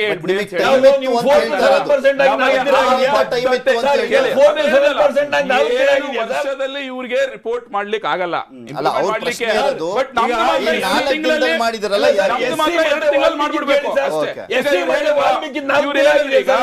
ಈಗ ಸಮುದಾಯದಿಂದ ಏನಾದ್ರು ವಿರೋಧ ವ್ಯಕ್ತ ಆಗಿದ್ರೆ ಈ ವಿಚಾರದಲ್ಲಿ ಸಿಂಪಲ್, ಜಯಮೃತ್ಯುಂಜಯ ಸ್ವಾಮೀಜಿ ಏನ್ ಮಾಡಿದ್ರು, ಪಾದಯಾತ್ರೆ ಮಾಡಿದ್ರು, ಕೊನೆಗೆ ಒಂದು ಡೆಡ್ ಲೈನ್ ಕೊಟ್ರು. ಇಲ್ಲಿ ಫ್ರೀಡಂ ಪಾರ್ಕ್ ಹತ್ರ ಅವರು ಪ್ರೊಟೆಸ್ಟ್ ಮಾಡ್ತಾ ಇದ್ರು. ನೆಕ್ಸ್ಟ್ ವಚನಾನಂದ ಶ್ರೀಗಳು ಈಸ್ ವೆರಿ ಕ್ಲಿಯರ್, ಹರಿಹರ ಪೀಠದವರು, ನಾವು ಕಾನೂನು ಹೋರಾಟನೇ ಮಾಡ್ತೀವಿ, ನಮಗೆ ಪರ್ಮನೆಂಟ್ ಸೊಲ್ಯೂಷನ್ ಬೇಕು ಅಂತ ಅವರು. ಅವರಿಬ್ರು ಈಗ ನೀವು ಕೊಟ್ಟಿರುವಂತ ಮೀಸಲಾತಿ ಓಕೆ ಆಗ್ಬೇಕು ಅಂದ್ರೆ ಕೇಂದ್ರ ಸರ್ಕಾರದಲ್ಲಿ ಒಪ್ಪಿಗೆ ಆಗ್ಬೇಕಲ್ಲ. ಈಗ ಅದು ಅವ್ರಿಗೆ ಗೊತ್ತಿಲ್ವಾ? ಹಾಗಾದ್ರೆ ಇಬ್ಬರಿಗೂ ಮುಂಚೂಣಿಯಲ್ಲಿ ಇದ್ದಾರೆ ಅವರಿಬ್ರು ಸ್ವಾಮೀಜಿಗಳು, ಅವ್ರಿಗೆ ಗೊತ್ತಿಲ್ವಾ? ಅವ್ರು ನಮ್ಮಲ್ಲಿ ಆತ್ಮವಿಶ್ವಾಸ ಇರೋದಕ್ಕೆ ತಾನೇ ಅವ್ರು ಬಂದು ಹೇಳಿದ್ದು, ನಮ್ಗೆ ಖುಷಿ ಕೊಟ್ಟಿದೆ ಅಂತ ಹೇಳ್ಬಿಟ್ಟು. ಅವರೇ ಹೇಳ್ಬೇಕಾದ್ರೆ ಹೋರಾಟ ಮಾಡಿದವರು, ಇನ್ ಕಾಂಗ್ರೆಸ್ JDS ಅವ್ರು ಹೇಳೋದನ್ನ ಜನ ಏನ್ ಕೇಳಬೇಕಾಗಿಲ್ಲ, ಅವ್ರಿಗೆ ಚೆನ್ನಾಗಿ ಗೊತ್ತಿರುವಂತ ವಿಷಯನೇ. ಮತ್ತೆ ಇನ್ನೊಂದೇ ಲಾಸ್ಟ್ ಪಾಯಿಂಟ್ ಮಾಡ್ಬಿಡ್ತೀನಿ. DK ಶಿವಕುಮಾರ್ ಅವರು ಮತ್ತೆ ಕಾಂಗ್ರೆಸ್ ಅವರೆಲ್ಲ ಹೇಳ್ತಾ ಇದ್ದಾರೆ, ಅಥವಾ JDS ಕುಮಾರಸ್ವಾಮಿ ಹೇಳಿದ್ರು, ನಾವು ವಾಪಸ್ ಬಂದ್ರೆ ಕೊಡ್ತೀವಿ ಮುಸ್ಲಿಂಗೆ ಅಂತ ಹೇಳ್ಬಿಟ್ಟು. ಈಗ ಅವ್ರು ಕ್ಲಾರಿಫೈ ಮಾಡ್ಬೇಕು, ಎಲ್ಲಿಂದ ಕಿತ್ಕೊಡ್ತಾರೆ ಅವರು? ದಲಿತರ ಎಡಗೈಯಿಂದ ಕಿತ್ಕೊಡ್ತಾರಾ, ದಲಿತರು ಬಲಗೈಯಿಂದ ಕಿತ್ಕೊಡ್ತಾರಾ, ಲಿಂಗಾಯತರಿಂದ ಕಿತ್ಕೊಡ್ತಾರಾ, ಒಕ್ಕಲಿಗರಿಂದ ಕಿತ್ಕೊಡ್ತಾರಾ, OBC ಇಂದ ಕಿತ್ಕೊಡ್ತಾರಾ? ಇದನ್ನ ಕ್ಲಿಯರ್ ಕಟ್ ಆಗಿ ಹೇಳ್ಬಿಡ್ಬೇಕು ಅವ್ರು. ಇದು ಇವತ್ತು ಆನ್ಸರ್ ಮಾಡ್ಬೇಕಾಗಿರೋ ಪ್ರಶ್ನೆ. ಅದನ್ನ ಬಿಟ್ಟು ಗಾಳಿಯಲ್ಲಿ ಗುಂಡು ಹೊಡೆಯೋದು. ಅದನ್ನ ಲಾಸ್ಟ್ ರಿಯಾಕ್ಷನ್ ತಗೊಳ್ತೀನಿ. ಉಮರ್ ಶರೀಫ್ ಅವರೇ, ಈಗ ಗಮನಿಸ್ತಾ ಇದ್ರೆ ನೀವು ಇಲ್ಲಿ ಮೈನ್ ಆಗಿ 4% ಇದ್ದಿದ್ದನ್ನ 10% ಒಳಗಡೆ ಹಾಕಿದೀವಿ, ಅದು ಅಡ್ವಾಂಟೇಜ್ ಅಲ್ವಾ ಅಂತ ಹೇಳ್ತಾರೆ ಮುಸ್ಲಿಂ ಸಮುದಾಯಕ್ಕೆ. ಇವಾಗ ನೋಡಿ, ಮುಸ್ಲಿಂ ಸಮುದಾಯ ಬಂದು ಇವತ್ತಿಗೆ ಅದರ್ ಬ್ಯಾಕ್ವರ್ಡ್ ಕ್ಲಾಸ್ ಅಂತ ಕರೀಲಾಗ್ತಿದೆ. ನನಗೆ ಬ್ಯಾಕ್ವರ್ಡ್ ಅನ್ನೋ ಪದದಲ್ಲಿ ನನಗೆ ಸ್ವಲ್ಪ ವಿರೋಧ ಇದೆ. ಯಾಕಂತ ಹೇಳಿದ್ರೆ ಇಲ್ಲಿ ಒಂದು ಕಾಲದಲ್ಲಿ ಬಹಳ ಫಾರ್ವರ್ಡ್ ಆಗಿದ್ದ ಒಂದು ಕಮ್ಯುನಿಟಿ, ಮುಸ್ಲಿಂ ಕಮ್ಯುನಿಟಿ. ಆದ್ರೆ ಇವತ್ತಿಗೆ ಬಂದು ಸಚಾರ್ ಕಮಿಟಿ ನಂತರ ರಿಪೋರ್ಟ್ ನಂತರ ನಮ್ಗೆ ಗೊತ್ತಾಗ್ತಿದೆ SC ST ಗಿಂತ ಹಿಂದುಳಿದಿದ್ದಾರೆ ಮುಸಲ್ಮಾನರು ಅಂತ. ಹಾಗಾಗಿ ಇವತ್ತಿರುವ ಪರಿಸ್ಥಿತಿನಲ್ಲಿ ನಾವು ನೋಡಬೇಕಂದ್ರೆ, ನೀವು ಬಂದು ಮುಸ್ಲಿಮ್ಸ್ಗೆ ಸ್ಪೆಸಿಫಿಕ್ ಆಗಿ ಕೊಡ್ಬೇಕಾಗಿರುವ ಒಂದು ಕಡ್ಡಾಯ ಇದೆ. ಒಂದು ಸಿಚುವೇಶನ್ ಇರುವಾಗ ಅದನ್ನ ನೀವು ಎಕನಾಮಿಕಲಿ ವೀಕರ್ ಸೆಕ್ಷನ್ ಕಮ್ಯುನಿಟಿನಲ್ಲಿ ಹಾಕುವಾಗ ಮುಸ್ಲಿಮ್ಸ್ಗೆ ಎಷ್ಟು ಸಿಗತ್ತೆ ಅಂತ ಗ್ಯಾರಂಟಿ ಆಗಿ ಹೇಳಕ್ಕಾಗಲ್ಲ. ಇಲ್ಲಿ 4% ಕಡ್ಡಾಯವಾಗಿ ಸಿಗತ್ತೆ, ಬಟ್ ಅಲ್ಲಿ ಎಷ್ಟು ಸಿಗತ್ತೆ ಅಂತ ನೀವು ಕ್ಲಿಯರ್ ಆಗಿ ಹೇಳಕ್ಕೆ ಸಾಧ್ಯ ಇಲ್ಲ. 1% ಸಿಗ್ಬೋದು, ಇಲ್ಲ ಅದಕ್ಕಿಂತ ರಾಜ್ಯದಲ್ಲಿ ಅತಿ ದೊಡ್ಡ ಸಮುದಾಯ ನಿಮ್ದೇ ಆಗಿರುತ್ತೆ. ಆ EWS ಅಲ್ಲಿ ನಿಮ್ಗೆ ಜಾಸ್ತಿ ಸಿಗುತ್ತೆ, ಜಾಸ್ತಿ ಪರ್ಸೆಂಟೇಜ್ ಅಂತ ಹೇಳೋದವರು. ಇಲ್ಲ, ಅದು ಹೇಳೋರು ಹೇಳ್ಕೊಳ್ತಾರೆ, ಬಟ್ ನಮ್ಗೆ ಗೊತ್ತಾಗೋದಿಲ್ಲ. 4% ಕ್ಲಿಯರ್ ಆಗಿರುವಾಗ ನಮ್ಗೆ we have a clarity, number ಸಿಗತ್ತೆ. 10% ನಲ್ಲಿ ಎಷ್ಟೋ ಜನರು ಇರುವಾಗ ಅದರಲ್ಲಿ ಬ್ರಾಹ್ಮಣರು ಕೂಡ ಬರ್ತಾರೆ. ಆ 10% ನಲ್ಲಿ ಎಲ್ಲರೂ ಬರ್ತೀರಾ? ಇಲ್ಲ, ಮೀಸಲಾತಿ ಯಾರಿಗಿಲ್ಲ ಅವ್ರು ಮಾತ್ರ ಬರ್ತಾರೆ. ಈಗ ನೀವ್ ಇದ್ರಲ್ಲಿ ಇಲ್ವಲ್ಲ, ಸೊ ಹೀಗಾಗಿ ನೀವು ಮಾತ್ರ ಅದ್ರಲ್ಲಿ ಬರ್ತೀರಾ. ಗೊತ್ತಾಯ್ತು, ಬಟ್ EWS ನಲ್ಲಿ ಬ್ರಾಹ್ಮಿನ್ಸ್ ಕೂಡ ಬರ್ತಾರಲ್ಲ. ಹೌದು, ವೀಕರ್ ಸೆಕ್ಷನ್ ನಲ್ಲಿ ಮತ್ತೆ ಎಲ್ಲಾರು ಬರ್ತಾರೆ. ಎಷ್ಟು ಜೈನ್ಸ್ ಬರ್ತಾ ಇದಾರೆ, ಜೈನ್ ಕಮ್ಯುನಿಟಿ ಬರ್ತಾ ಇದಾರೆ ಅದ್ರೊಳಗೆ. ಸೊ ಹಾಗಾಗಿ ನಾವ್ ಏನ್ ಹೇಳ್ಕೊಳ್ತೇವೆ ಅಂದ್ರೆ, ಈ ಮೀಸಲಾತಿ ನನ್ ಪ್ರಕಾರ ವೈಯಕ್ತಿಕವಾದ ಒಂದು ಅಭಿಪ್ರಾಯ ಏನಂದ್ರೆ, ಸ್ಕೂಲ್ ನಲ್ಲಿ ಆಗ್ಲಿ ಮತ್ತೆ ಕಾಲೇಜ್ ನಲ್ಲಿ ಆಗ್ಲಿ ಮತ್ತೆ ಜಾಬ್ ಹುಡುಕುವಾಗ ರಿಲಿಜನ್ ಕೇಳಬಾರ್ದು, ಹೆಸರು ಕೇಳಬಾರ್ದು, ಬರೀ ನಂಬರ್ ಕೊಟ್ಬಿಡ್ಬೇಕು. ನಂಬರ್ ಕೊಟ್ಬಿಟ್ಟು ಯಾರು ಮೆರಿಟ್ ನಲ್ಲಿ ಬರ್ತಾರೆ ಎಲ್ಲರಿಗೂ ಒಳಗೆ ನೀವು ಸೇರಿಸ್ಬಿಡಿ. ಯಾಕಂದ್ರೆ ಇಲ್ಲಿ ವಂಚಿತರು ಆಗಕ್ಕೆ ಸಾಧ್ಯ ಇರಲ್ಲ, ಮತ್ತೆ ಶೋಷಿತರು ಆಗಕ್ಕೆ ಸಾಧ್ಯ ಇರಲ್ಲ. ಒಂದು ಕಾಲದಲ್ಲಿ ಈ ವರ್ಗದವ್ರು ಮಾತ್ರ ಪಾಠ ಕಲಿಯಬೇಕು, ಮತ್ತೆ ಇರೋರೆಲ್ಲ ಕಲಿಯಬಾರ್ದಂತ ಒಂದು ಕಾಲ ಇರೋದು, ಒಂದು ಕಾಲ ಇದ್ದ ಕಾರಣದಿಂದ ಇವತ್ತು ನಾವು ಬಂದು ಬ್ಯಾಕ್ವರ್ಡ್ ಕಮ್ಯುನಿಟಿ ಅಂತ ಮಾತಾಡ್ತಿದೀವಿ. ಸೊ ಹಾಗಾಗಿ ನಿಮ್ಗೆ ಅಸಮಾಧಾನ ಇದೆ ಇಲ್ಲಿ ಈ ರೀತಿಯಾಗಿ ಚೇಂಜಸ್ ಮಾಡಿರುವಂತದ್ದು. ಕೊನೆದಾಗ ರಮೇಶ್ ಬಾಬು ಸರ್ ಅವ್ರು ಹೇಳ್ತಾ ಇದ್ರು, ಈಗ ಮುಸ್ಲಿಂ ಸಮುದಾಯಕ್ಕೆ ನೀವು ಹಂಗೆ ಇಡ್ತೀರಾ ಅಂದ್ರೆ ಆ ಮೀಸಲಾತಿಯನ್ನ 4% ಯಾರ್ದಿಂದ ಕಿತ್ಕೊಡ್ತೀರಾ ಅಂತ ಕೇಳಿದ್ರು. ಯಾರಿಂದ ಕಿತ್ಕೊಡೋ ಪ್ರಶ್ನೆ ಬರೋದಿಲ್ಲ. ನೋಡಿ, ಪಾರ್ಲಿಮೆಂಟಲ್ಲಿ Sachar committee, justice Sachar committee report accept ಆಗಿದೆ. ಅದ್ರ ಪ್ರಕಾರ ಇಡೀ ದೇಶದಲ್ಲಿ ಮುಸಲ್ಮಾನ್ ಸಮುದಾಯ ಎಷ್ಟು ಶೋಷಣೆಗೆ ಅಂದರೆ ಬಹಳಷ್ಟು ಕೆಳಮಟ್ಟದಲ್ಲಿ ಜೀವನ ನಡೆಸ್ತಾ ಇದ್ದಾರೆ ಅಂತೇಳಿ ಅಂಕಿ ಅಂಶ. ಇದು ಧ್ರುವೀಕರಣ ಆಗ್ಲಿ ಮತ ಅಂತಾನೆ ಈ ರೀತಿಯಾಗಿ ತಂದಿಟ್ಟಿರೋದ ಸಂದಿಗ್ಧ ಪರಿಸ್ಥಿತಿನ ಧರ್ಮ ಸಂಕಟನ? ಇಲ್ಲ, ಐ ಆಮ್ ಸಾರಿ, ನಮ್ಮ ಕಾಂಗ್ರೆಸ್ ಪಾರ್ಟಿ ಐಡಿಯಾಲಜಿ ಅದು ಅಲ್ವೇ ಅಲ್ಲ. ನೀವು ಸಾಚಾರ್ ಕಮಿಟಿ ರಿಪೋರ್ಟ್ ಕೊಟ್ಟಿರ್ತಕ್ಕಂಥದ್ದು ಅಲ್ಪಸಂಖ್ಯಾತ ಸಮುದಾಯವಾದ ಮುಸಲ್ಮಾನ್ ಸಮುದಾಯ ಇಡೀ ದೇಶದಲ್ಲಿ ಎಷ್ಟು ಸೋಷಿಯಲಿ ಬ್ಯಾಕ್ವರ್ಡ್ ಇದ್ದಾರೆ, ಅವ್ರ ಎಜುಕೇಶನ್ ಲೆವೆಲ್ ಏನಿದೆ, ಜೀವನ ಮಟ್ಟ ಏನಿದೆ, ಅವ್ರ ತಲಾದಾಯ ಏನಿದೆ, ಅವರ ಜೀವನ ಒಂದು ಲೆವೆಲ್ ಏನಿದೆ, ಇದ್ರ ಬಗ್ಗೆ ಸಂಕ್ಷಿಪ್ತವಾದಂಥ ಸಂಪೂರ್ಣವಾದಂಥ ರಿಪೋರ್ಟನ್ನು ಕೊಟ್ಟಿದ್ದಾರೆ. ಆ ರಿಪೋರ್ಟ್ಗೆ ಅನುಗುಣವಾಗಿ ಇಡೀ ದೇಶದಲ್ಲಿ, ನಾಟ್ ಓನ್ಲಿ ಕರ್ನಾಟಕ, ಇಡೀ ದೇಶದಲ್ಲಿ ಮುಸಲ್ಮಾನರನ್ನ ವಿಶೇಷ ಪ್ರೋಗ್ರಾಮ್ಗಳು, ಕಾರ್ಯಕ್ರಮಗಳನ್ನ ಕೊಟ್ಟು ಕೇಂದ್ರದಲ್ಲಿ ಯಾವುದೇ ಪಕ್ಷ ಇರಲಿ, ಯಾವುದೇ ಸರ್ಕಾರ ಹೋಗಬೇಕು. ಇವತ್ತು ಆಗ್ಲೇ ನನ್ನ ಸ್ನೇಹಿತರು ಹೇಳ್ತಾ ಇದ್ರು ಮುಸಲ್ಮಾನಿಗೆ ಸಂಬಂಧಪಟ್ಟಂತೆ 2013 ಜಗದೀಶ್ ಶೆಟ್ಟರ್ ಅವರು ಸನ್ಮಾನ್ಯ ಚೀಫ್ ಮಿನಿಸ್ಟರ್ ಇದ್ದಂಥ ಸಂದರ್ಭದಲ್ಲಿ ಮುಸಲ್ಮಾನರಿಗೆ ಬ್ಯಾಕ್ವರ್ಡ್ ಕ್ಲಾಸ್ ಸರ್ಟಿಫಿಕೇಟ್ ಕೊಡೋ ಒಂದು ವಿಚಾರ ಚರ್ಚೆಗೆ ಬಂದಂಥ ಸಮಯದಲ್ಲಿ ವಿಶೇಷವಾದಂಥ ಆದೇಶವನ್ನು ಮಾಡಿ Musalman community is a backward community ಅಂತೇಳಿ ಆದೇಶ ಹೊರಡಿಸಿದ್ದಾರೆ. ಅದು ಬಿಜೆಪಿ ಸರ್ಕಾರನೇ. ಇವತ್ತು ರಿಸರ್ವೇಶನ್ ಯಾರು ಕೊಟ್ಟಿರೋ ಪ್ರಶ್ನೆ ಅಲ್ಲ, ಒಬ್ರು ಕೊಟ್ಟಿರೋದನ್ನ ಕಿತ್ಕೊಳ್ಳೋದು ಬೇಡ, ಅವ್ರ ಅಭಿವೃದ್ಧಿ ಯುದ್ಧ ಸರ್. ಎಲೆಕ್ಷನ್ ಟೈಮು ಎಲ್ಲರೂ ಕೂಡ ಗುದ್ದಾಡ್ತಾ ಇದ್ದಾರೆ. ಮೀಸಲಾತಿ ಅನ್ನುವಂತ ಅಸ್ತ್ರ ಪ್ರಯೋಗ ಮಾಡಿ ಒಂದ್ ಕಡೆ ಮಾಸ್ಟರ್ ಸ್ಟ್ರೋಕು, ಸರ್ಜಿಕಲ್ ಸ್ಟ್ರೈಕು ಅಂತ ಹೇಳಲಾಗ್ತಾ ಇದೆ. ಬಟ್ ಯಾರಿಗ್ ಪ್ಲಸ್ ಆಗುತ್ತೆ, ಯಾರಿಗ್ ಮೈನಸ್ ಆಗುತ್ತೆ ಅನ್ನುವಂಥದ್ದನ್ನು ಕಾದು ನೋಡ್ಬೇಕು. ಥ್ಯಾಂಕ್ ಯು 5 ಜನಕ್ಕೂ ಇಷ್ಟೋ ತನಕ ನಮ್ಮ ಜೊತೆ ಚರ್ಚೆಯಲ್ಲಿ ಭಾಗಿಯಾಗಿದ್ದಕ್ಕೆ. ಇದಾಗಿತ್ತು ಇವತ್ತಿನ ಟು ದ ಪಾಯಿಂಟ್. ನೋಡ್ತಾರೆ ನ್ಯೂಸ್ 18, ಜಾಲ ನಮ್ಮದು, ಬಲ ನಿಮ್ಮದು. ನನ್ನ ಪ್ರಶ್ನೆಯಿಂದ ತಪ್ಪಿಸ್ಕೊಳ್ಳೋದು ಸುಲಭ ಅಲ್ಲ.